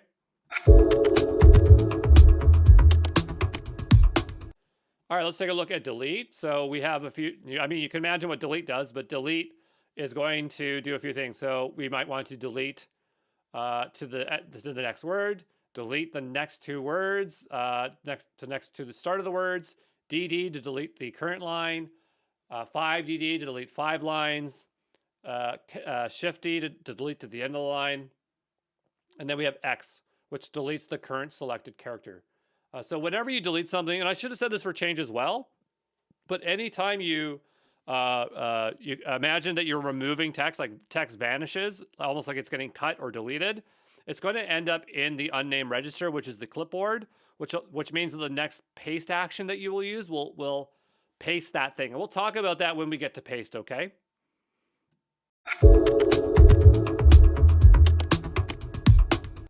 All right, so we're back in our document, and I want to go ahead to this line here 4, and let's delete some stuff. So let's say we want to delete to this word here, cluster. So we have to go to the end of this one. 1, 2, 3, 4. So 4 to the end. So we'll do D. Okay, notice it went half because it's ready to do something, just like when we hit C. I'm going to say 4E. Now notice that we're not in insert mode. Okay? So when you want to delete something and then immediately enter insert mode, you're going to use C. And when you literally just want to get rid of something, you're going to use D because you want to stay in the mode that you want to be in. Otherwise, you'd have to escape, and that's an extra action, right? So what I'm going to do here is hit U to undo.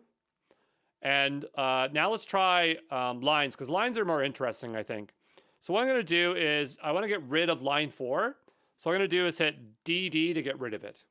Okay? And then I'm going to hit U to undo. All right? DD to delete the line. U to undo. Now, if I go in the middle of the word here, like configuration, imagine I want to get rid of just the end of the line. So what I'm going to do here is type in D and then $sign to the end of the line. Now, I'm still in normal mode, right? So I can just hit U. I don't have to escape.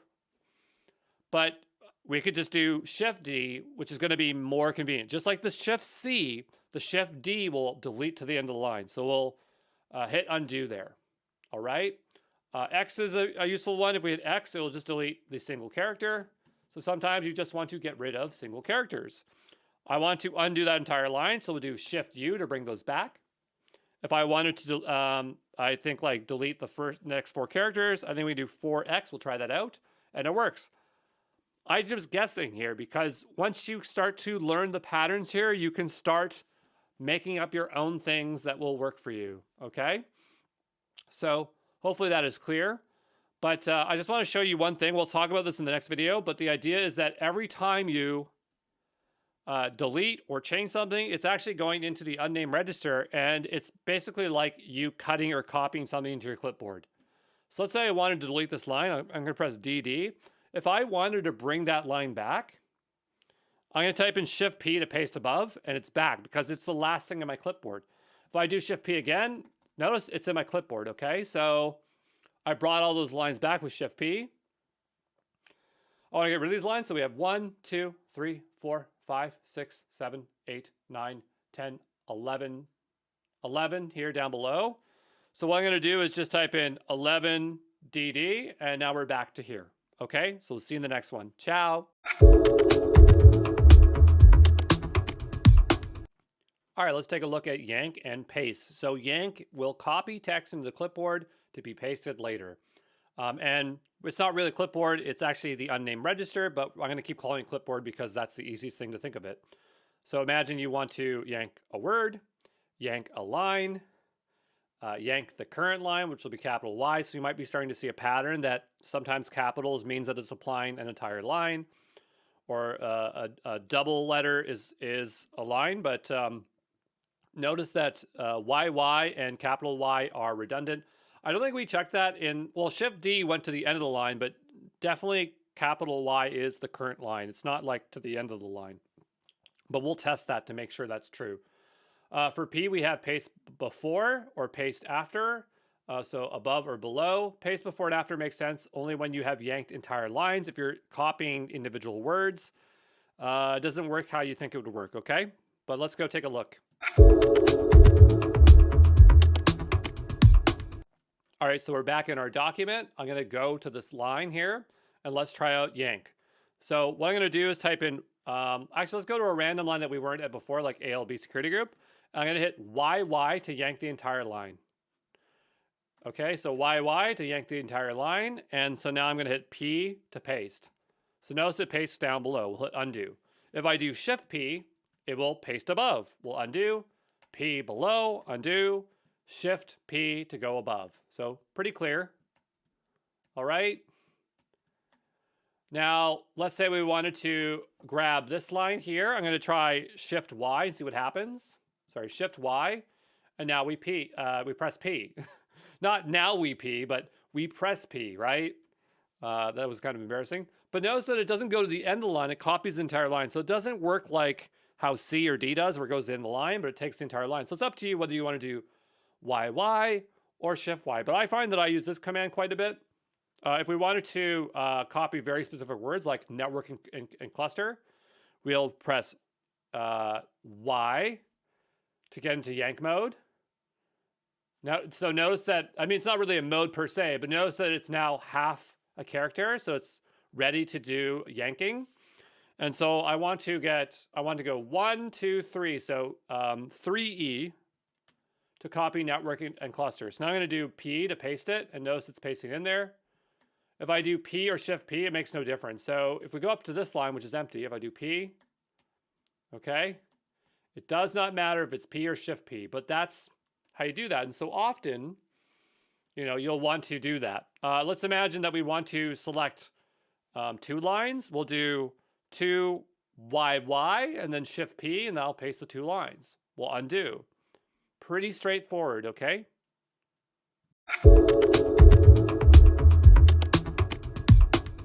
All right, so you have patiently waited, and now we get to do append and insert. And append and insert are probably the most commonly used commands because often the whole point of a document is to modify, to write, and A and I are going to really play a role in that. Well, so let's take a look at these commands. So these commands will enter insert mode. There's no append mode. They're both insert, okay? So A is going to append, insert's going to insert, A is going to append to the end of the line, and I is going to insert the start of the line. So I have a visual here to help it makes sense. Imagine your current cursor position is on the E, okay? So if we were to press I, it's going to put the cursor to the left of the cursor box, okay? That's going to be insert mode. If you press A, it's going to go after the letter, okay, after the cursor box. If you press Shift I, it's going to put you to the beginning of the line in insert mode. If you press capital A, it's going to take you to the end of the line in insert mode. And I use these all the time, okay?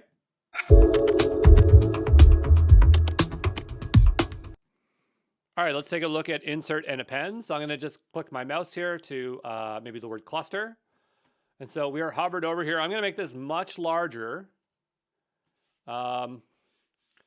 just for this purpose here, just because I want to pay very close attention to what we're doing. So I'm just going to make it really large here. And so notice that my cursor is blinking here on the C. And so what I want you to do is press I to go to insert mode. So now notice that it went to the left of it, right? And so now I can start typing stuff. So like, hello, I'll just hit escape, okay? And we'll hit undo. So let's try that again. We'll press I, it goes to the left. Notice that we are insert mode down here, okay? And we can then type in front of it, okay? I'm gonna hit escape to get out of that mode. I'm gonna hit U to undo, all right? Now let's go take a look at A. So we'll press A, and notice that it inserts to the left of the character. Why do they have both? Because it's all about efficiency, right? You want to, again, make the fewest amount of keystrokes to get what you want done here. So here, you know, we can type whatever we want. I'll hit escape to get out of that insert mode, and we'll hit U to undo. Now, let's say we want to edit something at the start of the line where characters actually begin, not the absolute start, but the start of the line. I'm going to do, undo. Sorry, whoops. It's very easy to mess up in Vim. But we'll do Shift I. And so Shift I will bring us to the start of the line where there's actually characters. It's not literally on the actual start of the line, but here to the stuff. And so I can start typing stuff like, hello, world. Okay, I'll hit undo for that. If I want to go to the end of the line and start inserting, I'm going to do Shift A, capital A, and I can just continue on here. Okay, we'll hit escape, undo. So those commands, extremely useful. You'll be using them day in, day out, okay?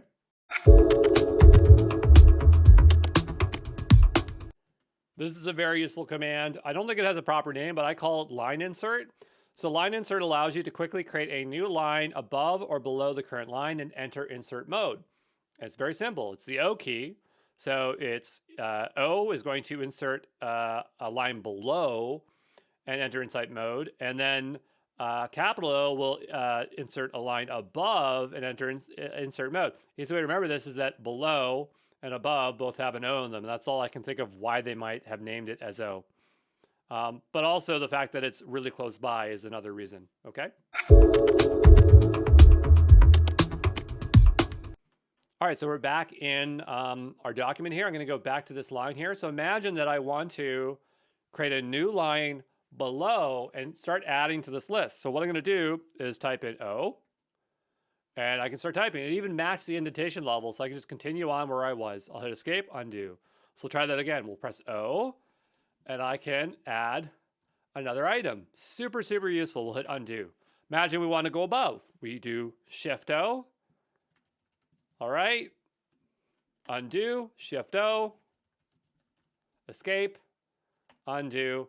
And I'm not always saying that, but just remember that when we do this, it enters insert mode, okay? You got to remember that certain commands will enter the insert mode, and you have to hit that escape button afterwards. But there you go.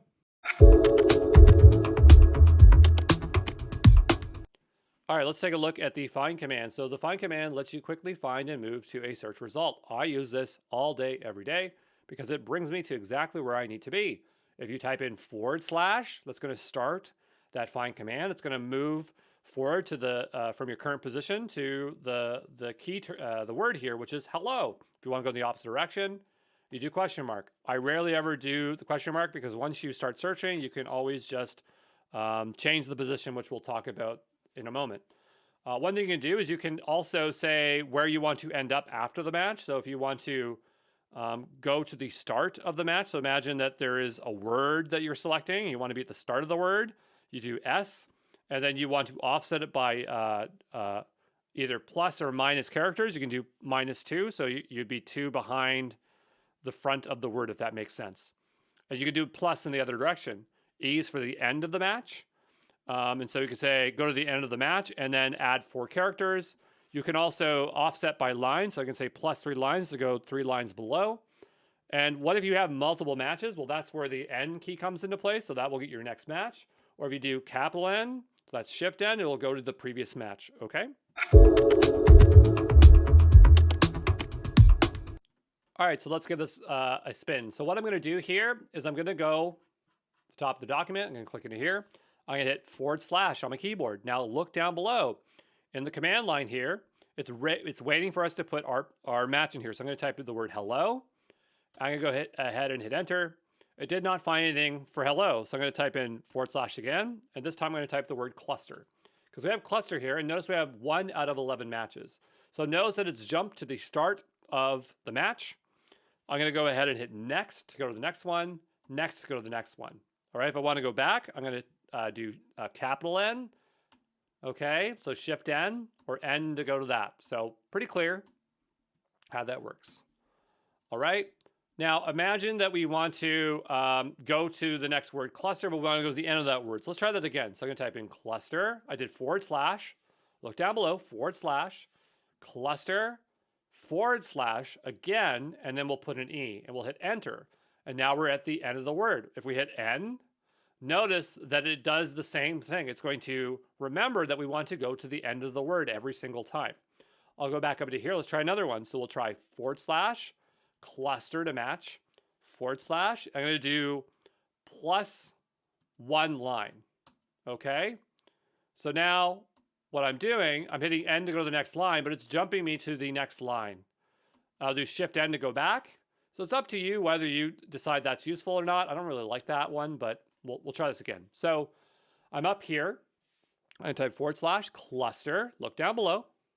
I'll do / again, and we'll say the start of the word -1, okay? So now look, we're at the word cluster, but 1 character to the left. And if we hit N, we'll do that. But again, for the most part, you just type in hello, or whatever you want, Fargate. You just jump to what you want. Could you use regular expressions here? I actually have no idea. let's give it a go. So I'm going to type the word cluster, and then I'm going to do period for matching, and then I'll do period again. So yeah, I guess you can use regexes. I never actually use regexes. I usually just know what I want, and it'll work. But I guess you can use regular expressions in there. So that's nice to know. But yeah, there you go. All right, let's take a look at the substitute command. So substitute is a command that lets you replace text in a file using regular expression. I use this for simple replacements, but if you find that this is hard, a lot of times I just will use another editor's find and replace. I'll literally drag files into another editor just because this stuff is hard. But it works for simple stuff, so let's take a look here. So the first one is, first we're going to use colon to bring up a command. And then we're trying to say the context. So if you remember back when we were learning about the editor, we had to tell it to select certain lines. And so here, period, represents the current line. So we're saying on the current line, we want to substitute the match of hello, which is a regular expression. We can have whatever we want, and replace it with the word world. So and it will replace the first occurrence, okay? Here we're saying on line 2, substitute the word hello and replace it with world. Now, we want this to be case insensitive, so ignore the fact that if it's capital H or lowercase h, if it matches the word hello, match the word. Replace the first occurrence on line 2 and ignore casing. That's what we're doing here. Then we have a range. So remember the range from using ed. So we're saying 2, 5. So line 2 to 5. Replace the word hello with world and replace all occurrences. G stands for global, and that's what it does. Here we have 1, $. So here we're saying the entire document, right? Replace hello with world, all occurrences. And we have a shorter one here. So this percentage is just a short, it says shortcut, or sorry, cute. It's not cute, it's cut, but this is the same thing as this. So often I will just do $%s and I'll be off to the races.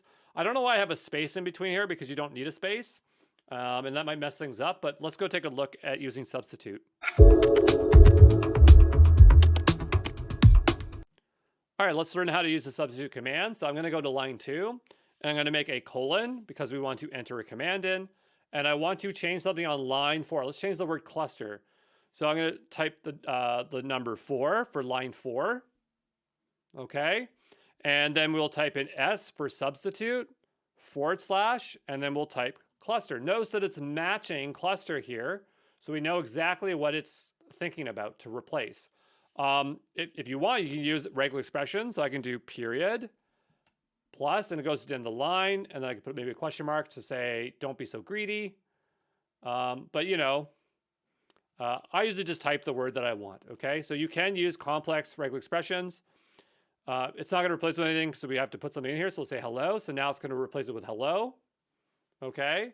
And I'll hit enter, and it's replaced cluster, okay? So we'll undo that.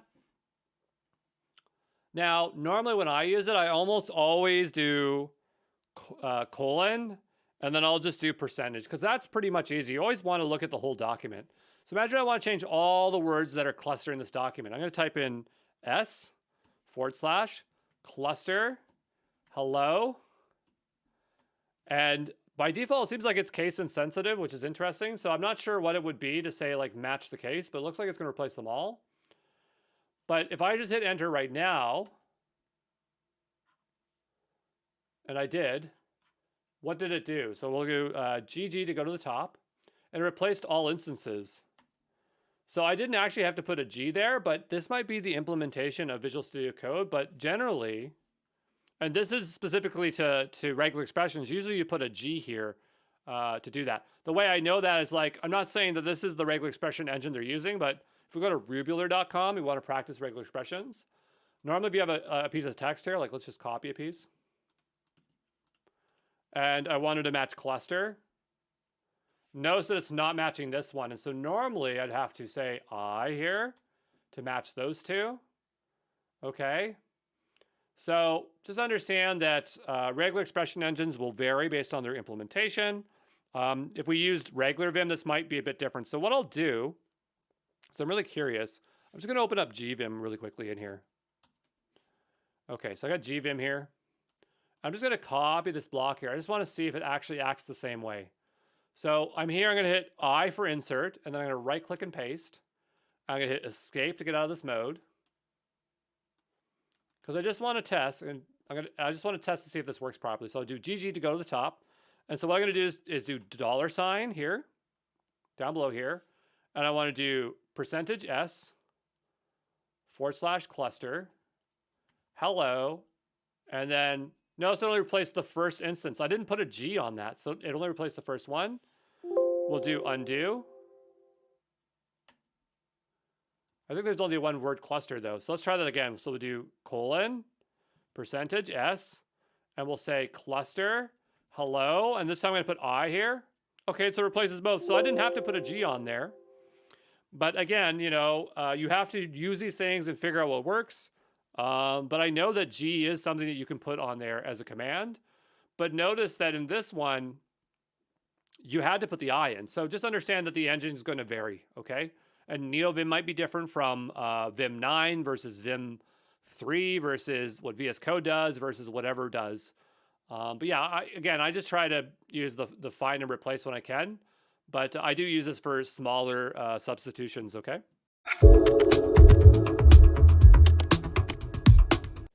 Let's talk about a special key called the leader key, which is by default mapped to the \. You can see it over here, all the way on the right. Normally your enter or return key would be here. So hopefully that makes it clear. This key is specifically used for triggering a user or plugin defined shortcuts. One that I use a lot is the nerd commenter plugin hotkey, which should be leader key CC. And you can map your own keys if you want to set up the leader key. So this is an example of something that we could map. Some devs don't like the location of the leader key and will map it elsewhere, like the space bar. I leave it where it is because I think it's totally fine, okay?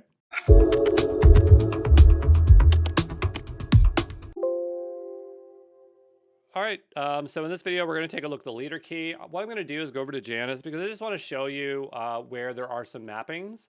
So you get an idea of like how often these are used. And then we'll go set our own mapping for a key, okay? So I'll go back here to Janus and we'll just scroll on down. And I want to show you here. Notice they have leader EW, leader ES, and they have a bunch of commands to do a bunch of things. So hopefully that is pretty darn clear. We aren't going to be able to do things over here because we actually have to update our VimRC file. So we'll do this with GVim here today. And what I'm going to do is go ahead and say file open, and we're going to open up that VimRC file. And I'm going to ignore this and just say make changes. No, I don't care. And so we had that plugin here before. I'm just going to take this out because I don't even want to use that plugin. I'm going to go insert mode. And what I'm going to do here is, I don't know if I can make this larger. No, I'm not sure if I can make this window larger here. The font is kind of small. Select font here. 14, 16 here. Let's see if that's 18. Is that a bit better? There we go. Now we can see what we're doing. And so what I'm going to do here is remap a key. So we have no remap. I don't know what no means, but I just know that that's how you start a remapping. And so we'll do leader. And we'll do B. This will be something we learn about later as buffers, but we're going to do this right now. So we'll do buffers. And then CR. Buffer. Space. Okay? I've never bothered to learn what all this stuff means, but I copy and paste them and it works. So that is fine. So I'm going to go ahead and hit escape here.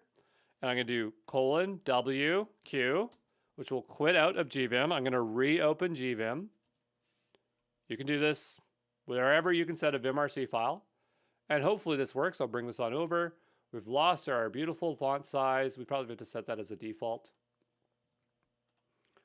And I'll make that a bit bigger. It's still kind of small. Say 18 here, 18. There we go, it's better. And so the idea is that if I press the leader key, it was leader B. So we'll try leader B. Okay, notice that it triggered that buffer command because that is what we configured. And so I'll just hit enter. So I'll do leader B. And so that shows that there. All right. So that's how you would set that key. But just understand that when you install plugins, some of them will require the leader key and you need to know where that is. Okay. Let's take a look at visual mode. So visual mode allows you to select text from either yanking, deleting, or manipulation. We have three modes here. We have the visual mode, which allows you to select multiple characters. That's the regular V. Capital V, which is for visual line mode for selecting entire lines. And Control V, which is my favorite, which is a visual block mode, allowing you to select vertically and by line. So I think it's by line as well, but we'll find out here in just a moment, okay? All right, so we're back here in github.dev, and so I'm just going to go ahead and let's click on the word network, and I'm going to press V to enter visual mode. So now I can just do whatever motions I want, and that's what's going to get selected. So I'm just hitting J to go down, go up. The idea is that we're just determining what we want to select, and it's from a point to another point, right? So imagine I want to go here, right? I'm just using the HJKL keys here, and this is what I want to copy. Then what I'm going to do is hit Y to yank. And so now I'm yanking. It says down here, 7 lines yanked. And so if I do Shift P, I'm pasting that selection. We'll undo. Okay. You could also use that to delete. So if I do V again and we go down, and I'm just using those HJKL commands, and I hit D, that's going to delete them. We'll undo that. We'll try that again. So I'll say V and I'll go down somewhere else. Anywhere, doesn't matter. And I hit C, it'll change and bring me into those modes. So we can do our C, our D, our Y, our yank, our delete, our change, right?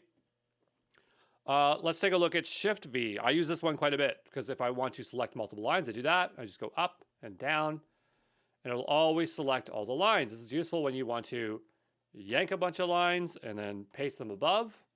I find this faster than having to figure out the number and then go 22 yank or whatever. It's just easier to go Shift V and just select what you want.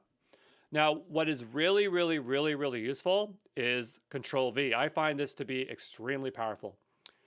So imagine that we want to, on this line, insert something in front of here, all like in this entire line, right? Let's say we want to put a dollar sign all the way down here. So what I'm going to do is go do Control V. That's going to enter me into visual block mode. And now when I hit J to go down, notice, okay, notice that it's selecting vertically.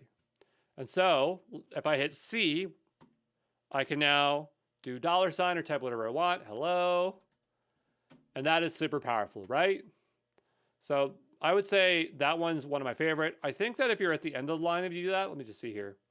If I do one space on the end here, and I do Control V and I go down here, it'll actually select all the ends of the lines. And so I can then go ahead and say C. It didn't exactly work. We'll try that again. Okay, for some of it, it's working. For some of them, they're cutting it off. And again, this might be an issue of Visual Studio Code's Vim implementation. Yeah, but I don't think that would happen in regular Vim. So let me go ahead and just try this out here for a moment. So I'll copy this here. I'll escape, hit I to go to insert mode, right click paste, hit escape.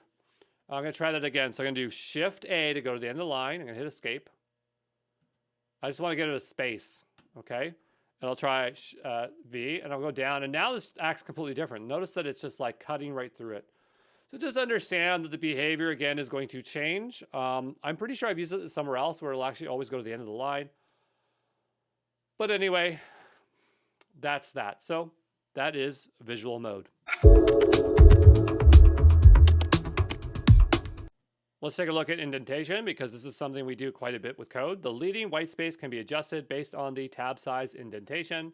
So indent line outward to the right, indent line outward to the left. You can use count to modify the amount of lines. Useful to use the visual line mode when you select your line. So let's go ahead and give that a try.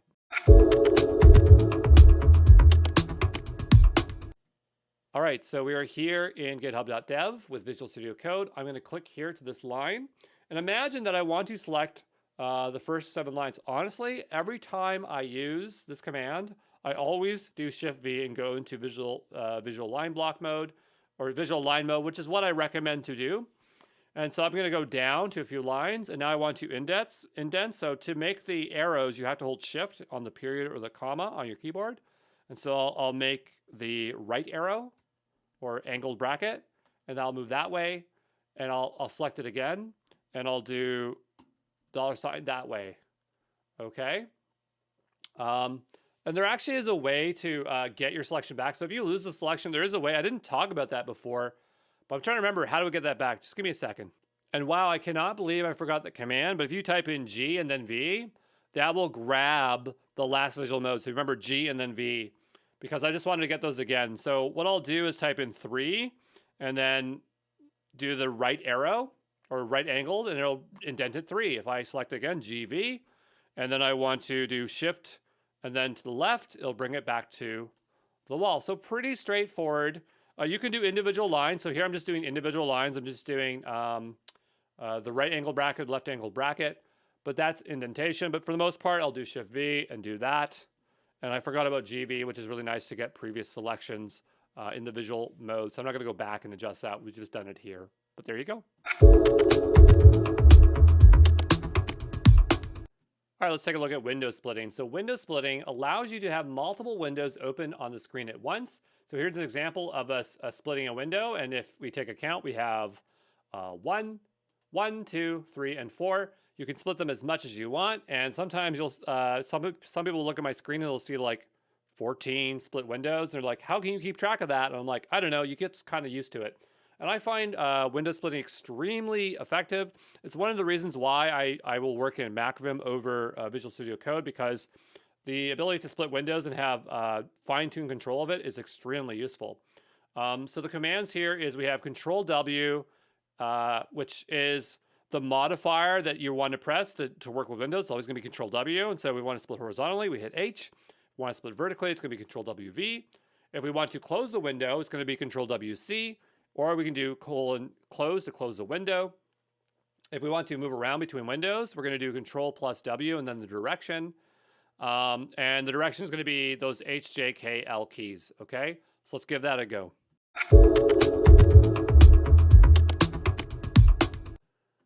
All right, so I don't think we can do window splitting in VS Code, but we'll take a look here. So if I do Control WV, whoops, cancel it. Control WV, notice that key wants to close the browser. So that hotkey is already taken up there, and VS Code's not going to split the way that we want our stuff to split. So I'm over here in VS Code in the terminal. I'm just going to go Vim. I just want to open up the project here. I think this one's messed up, so I'll have to open up a new one here. And so I want to open up this directory that I'm currently in. So I'll do Vim period. And that will open that up. Now this shows a directory because I've opened multiple files, but I'm going to go down here and I want to open one file. Maybe not just yet, but I'm using HJKL to move here.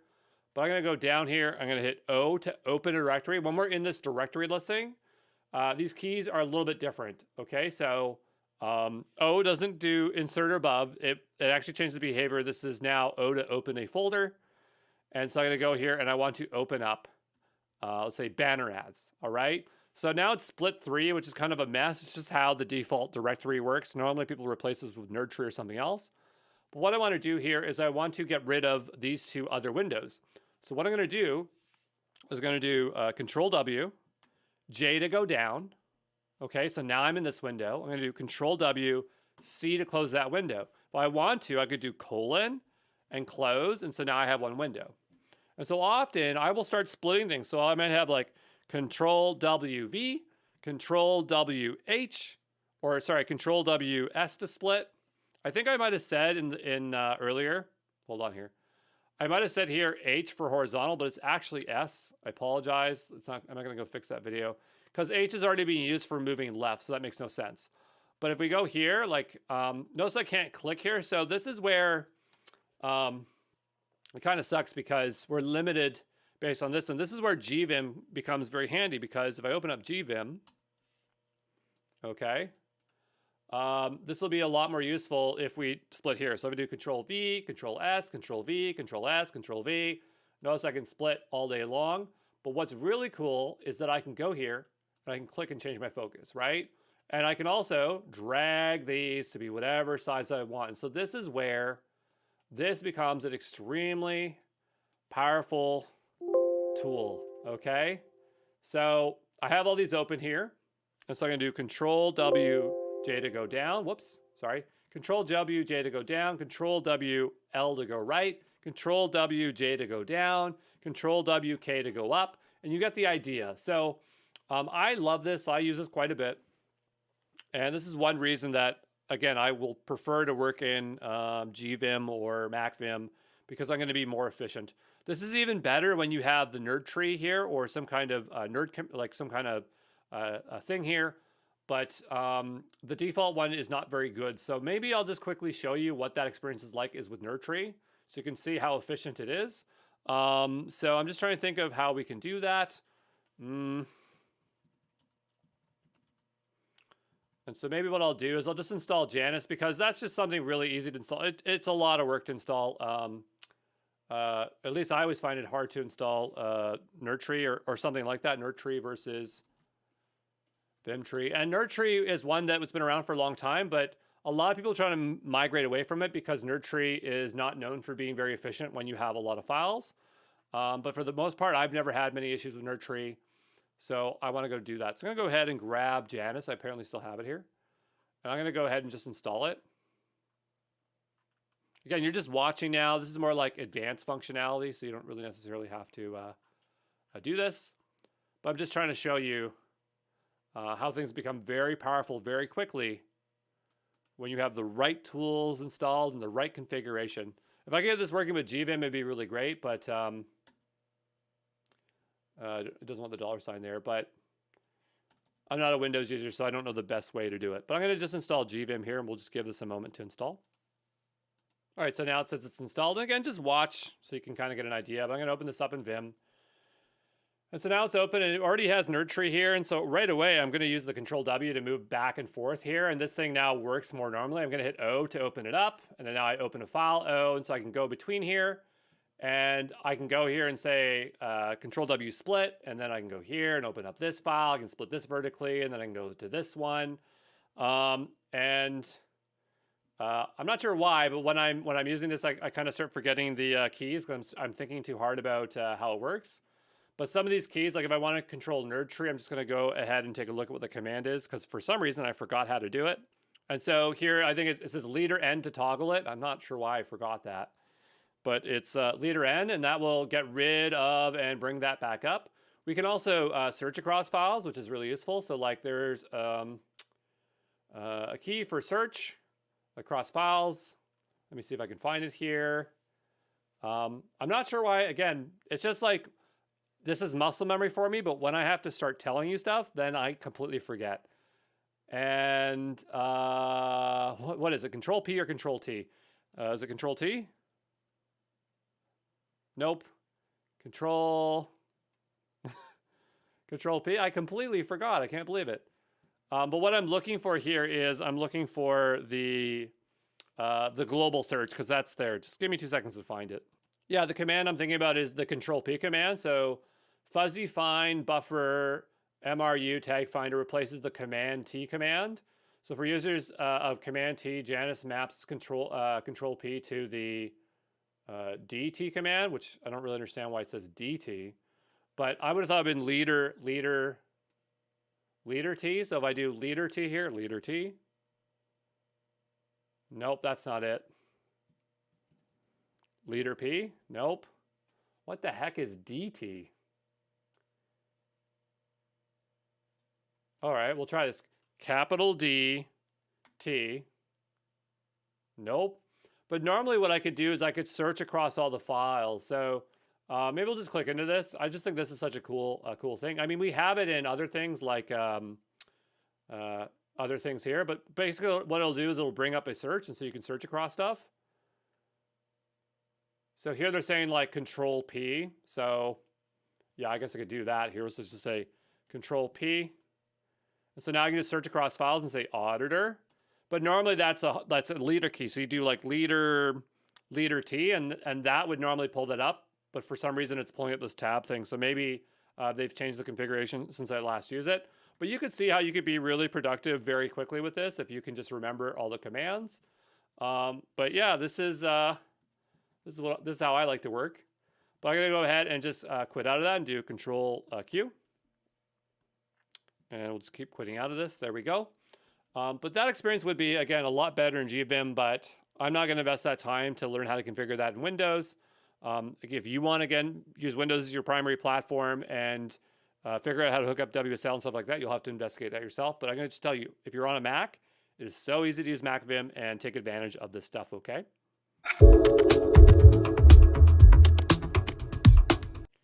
All right, let's take a look at buffers. So a buffer in the context of Vim is a temporary memory being utilized for an open file. Every time you open a file, you create a buffer, and it's pushed. It pushes the buffer onto the buffer stack. Buffers are only deallocated when you completely close Vim. So if you have 10 open files, you have 10 buffers. And there are a few commands that we have here. We have the ls or buffers command, the same command. We can pick a buffer by doing buffer and then the number or the file name. We get the next buffer with be next, be previous, be first, be last. And then we can apply changes to multiple files, basically buffers. So like here's a substitute that's going across multiple files. Here's what buffers look like here on the left-hand side. And you can remap the keys, which some people do. Honestly, I never mess with buffers. I think buffers are probably useful before people had nerd tree or like some kind of way of navigating. But now that I have that, I have no interest in ever working with buffers. But it's just the point that you build up a lot of buffers over time and only closes when you close the app. But we'll take a look at buffers, okay?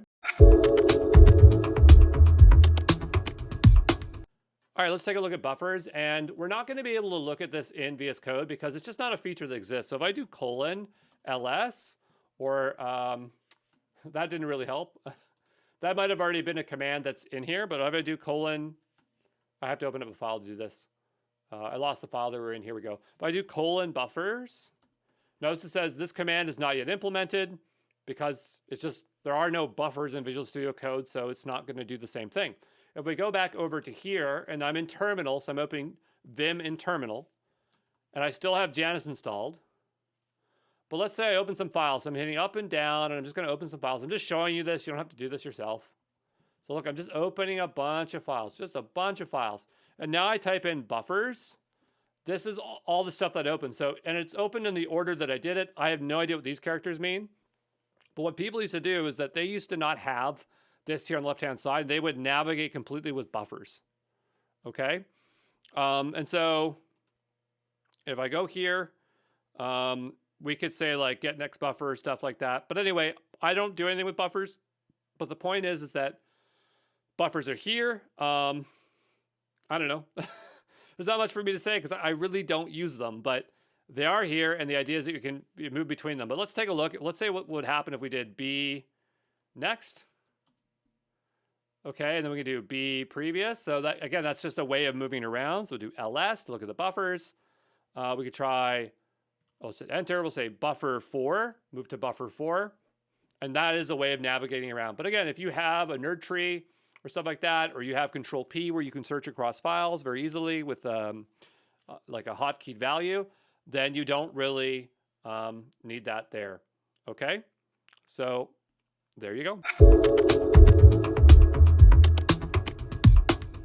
All right, let's talk about registers. So registers in Vim are memory allocated for a block of text. You can think of registers where your clipboard or undo history is stored.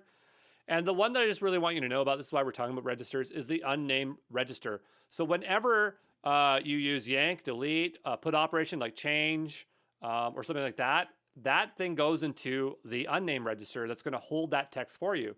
But there's other registers you have. So you have the numbered registers, named registers, read-only registers, and special registers. These ones here, just how we saw buffer, it just numbers them so you can figure out what it is, and you can give it the buffer a name, or so the register a name, so you can pick it out by its name. Then over here we have read-only registers, which allow us to have selected text, and we kind of used these before. So remember we were using yank last text. No, I thought this might map to the other thing. Remember like the ranges and stuff, but it doesn't. But here we have like 0, so we say we want the last yank text. We do 0. Or delete text from the numbers back, or here, this is current file name, or whatever. Then there's special registers down here where we can search across stuff. But let's see if we can make sense of registers. Again, I don't really use them, but the way registers work is they start with this double quotation. So let's play around with them, but they're not that important to know. I just want, again, for you to know about this unnamed register and that that's where your stuff is going when you are deleting, changing things, okay? All right, so I left this open from last time because I can't use registers in Visual Studio Code, but we'll take a look at registers here. So I believe the way they work is, let's say we copy some text. I'm going to go here, and I'm going to go ahead and just yank this line and say Y to yank it. I did Shift V and then Y to yank it. And then down below, I'm going to do quotation. And again, I'm not really the best at figuring out registers. Give me 2 seconds, okay? First, let's try the reg command and see if we can see registers. Okay, here we go. So now we can see some registers, and I think that we're seeing is the last command we copied. So this is the unnamed register, I believe, because it doesn't have a number here. And so it's going to output that there when you use it, right? So if I did P, it would paste that, that value. But I think what we can do is we can use P here, paste, in order to paste a register. So if we do a quotation, and then let's say quotation and then 1, it should print out that. So let's give that a go and see if that actually works. So I'm just going to hit escape here or enter. And so what I'm going to do, go up to my line here. I'm going to go double quotation. So I have to do shift. And then we'll do, what was the number 2? And then P. Okay, that's not what I wanted because I guess I don't remember what the number was. And the number was, it's actually 1 in this case. So we'll try that again. Just enter here. So go back up here. I'm going to try double quotation, 1 P. And so it prints out the pry. And so that's the idea. It's kind of like a clipboard. But again, I never use registers. I guess they're probably useful if you could figure them out in a more advanced way. But those are the more advanced things you should know about registers and buffers. And that's pretty much all I really wanted to cover. It would have been nice to cover mark, which allows you to go back to your marked position. But I'm not really worried about that one. Okay, but I'll see you in the next one, okay? Ciao.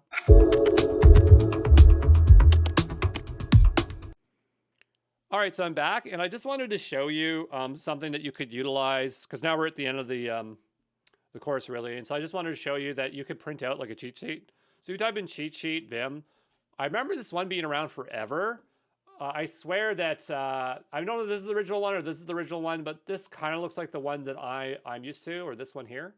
And so these ones are pretty good where you can print them out. This one looks pretty decent as well. But generally the idea is if you print this out and put it in your monitor, you now have a way to work with the stuff. And basically you can just open this up and you can pretty much see how most of the stuff works. And what would be really interesting is to take a look at mark, because we never used it. But if you look here, we have set mark. Okay, so that's set mark. And there's some way to go back to a mark. So that might be interesting to find out. So just give me a moment. All right, so I just like staring at this for a while, but if you look here, it says go to mark is here with the single quotation. So let's go give that a try for fun. I don't think this would work in Visual Studio Code, but we'll try this in the terminal, still in Visual Studio Code, but I still have this open here. And so what I'm going to do is I'm just going to go somewhere random. So let's say I want to be here, right here. I'm going to type the letter M. And then I'm going to give a letter to indicate the mark. So let's say I want to call this E. So that's mark E. So if I go all the way down here, let's say I'm somewhere else, like at the bottom of the page. If I now do single quotation and then E, it should jump back to there. Now, what's interesting is it didn't go exactly back to where I wanted to. So I'll try that again. So let's say I'm on this line here and I say mark R. And I go down below here and I do single quotation R, it's going to the same line. So not exactly what I want. So if I look at this again, there's probably a character here somewhere. This is jump to mark. So this is go to mark. And this is jump to mark. So let's take a look what would happen if we, instead of doing the single quotation, we did the backtick. Okay, the backtick is this here. It's the same thing where the tilde is. So if I now do tilde R, it's going back to, kind of looks like where I was. So let's go back on this O here. I'm going to do mark E. I go down here. I'm going to go tilde E. Yeah, and it goes back. So there we go. It's not hard to pick up new things, and whatever you want in Vim absolutely exists. You just have to look up Vim plugins. So if I go here, there should probably be a website for Vim plugins. I think Vim Awesome is for a bunch of awesome plugins, right? But you basically can find pretty much anything that you want. Okay, so you just have to kind of go through that and find something. And you know, there's just tons and tons of stuff. But anyway, there you go. That's it. All right, there we go. So that's the end of the course. And what I want you to do is I want you to go and try to utilize Vim for 14 days, the best you can, in Visual Studio Code, which I imagine most people are using as their IDE. Or if you're using a different IDE, just see if you can turn on that mode and use those basic commands, because you'll have the directional commands, the motions, the change, replace, the yank, the delete, the find, which is very useful, and try to figure out what works for you, because what works for me is not necessarily what's going to work for you when using Vim. Everyone has a different workflow with Vim and what they want to utilize with it. But, you know, again, it's going to be a long-term investment for you for a short amount of time. And if you want to go more deep into Vim, you can absolutely do that. But if you want to stick with Visual Studio Code and just use the key bindings, that is totally fine as well. But there you go. Ciao.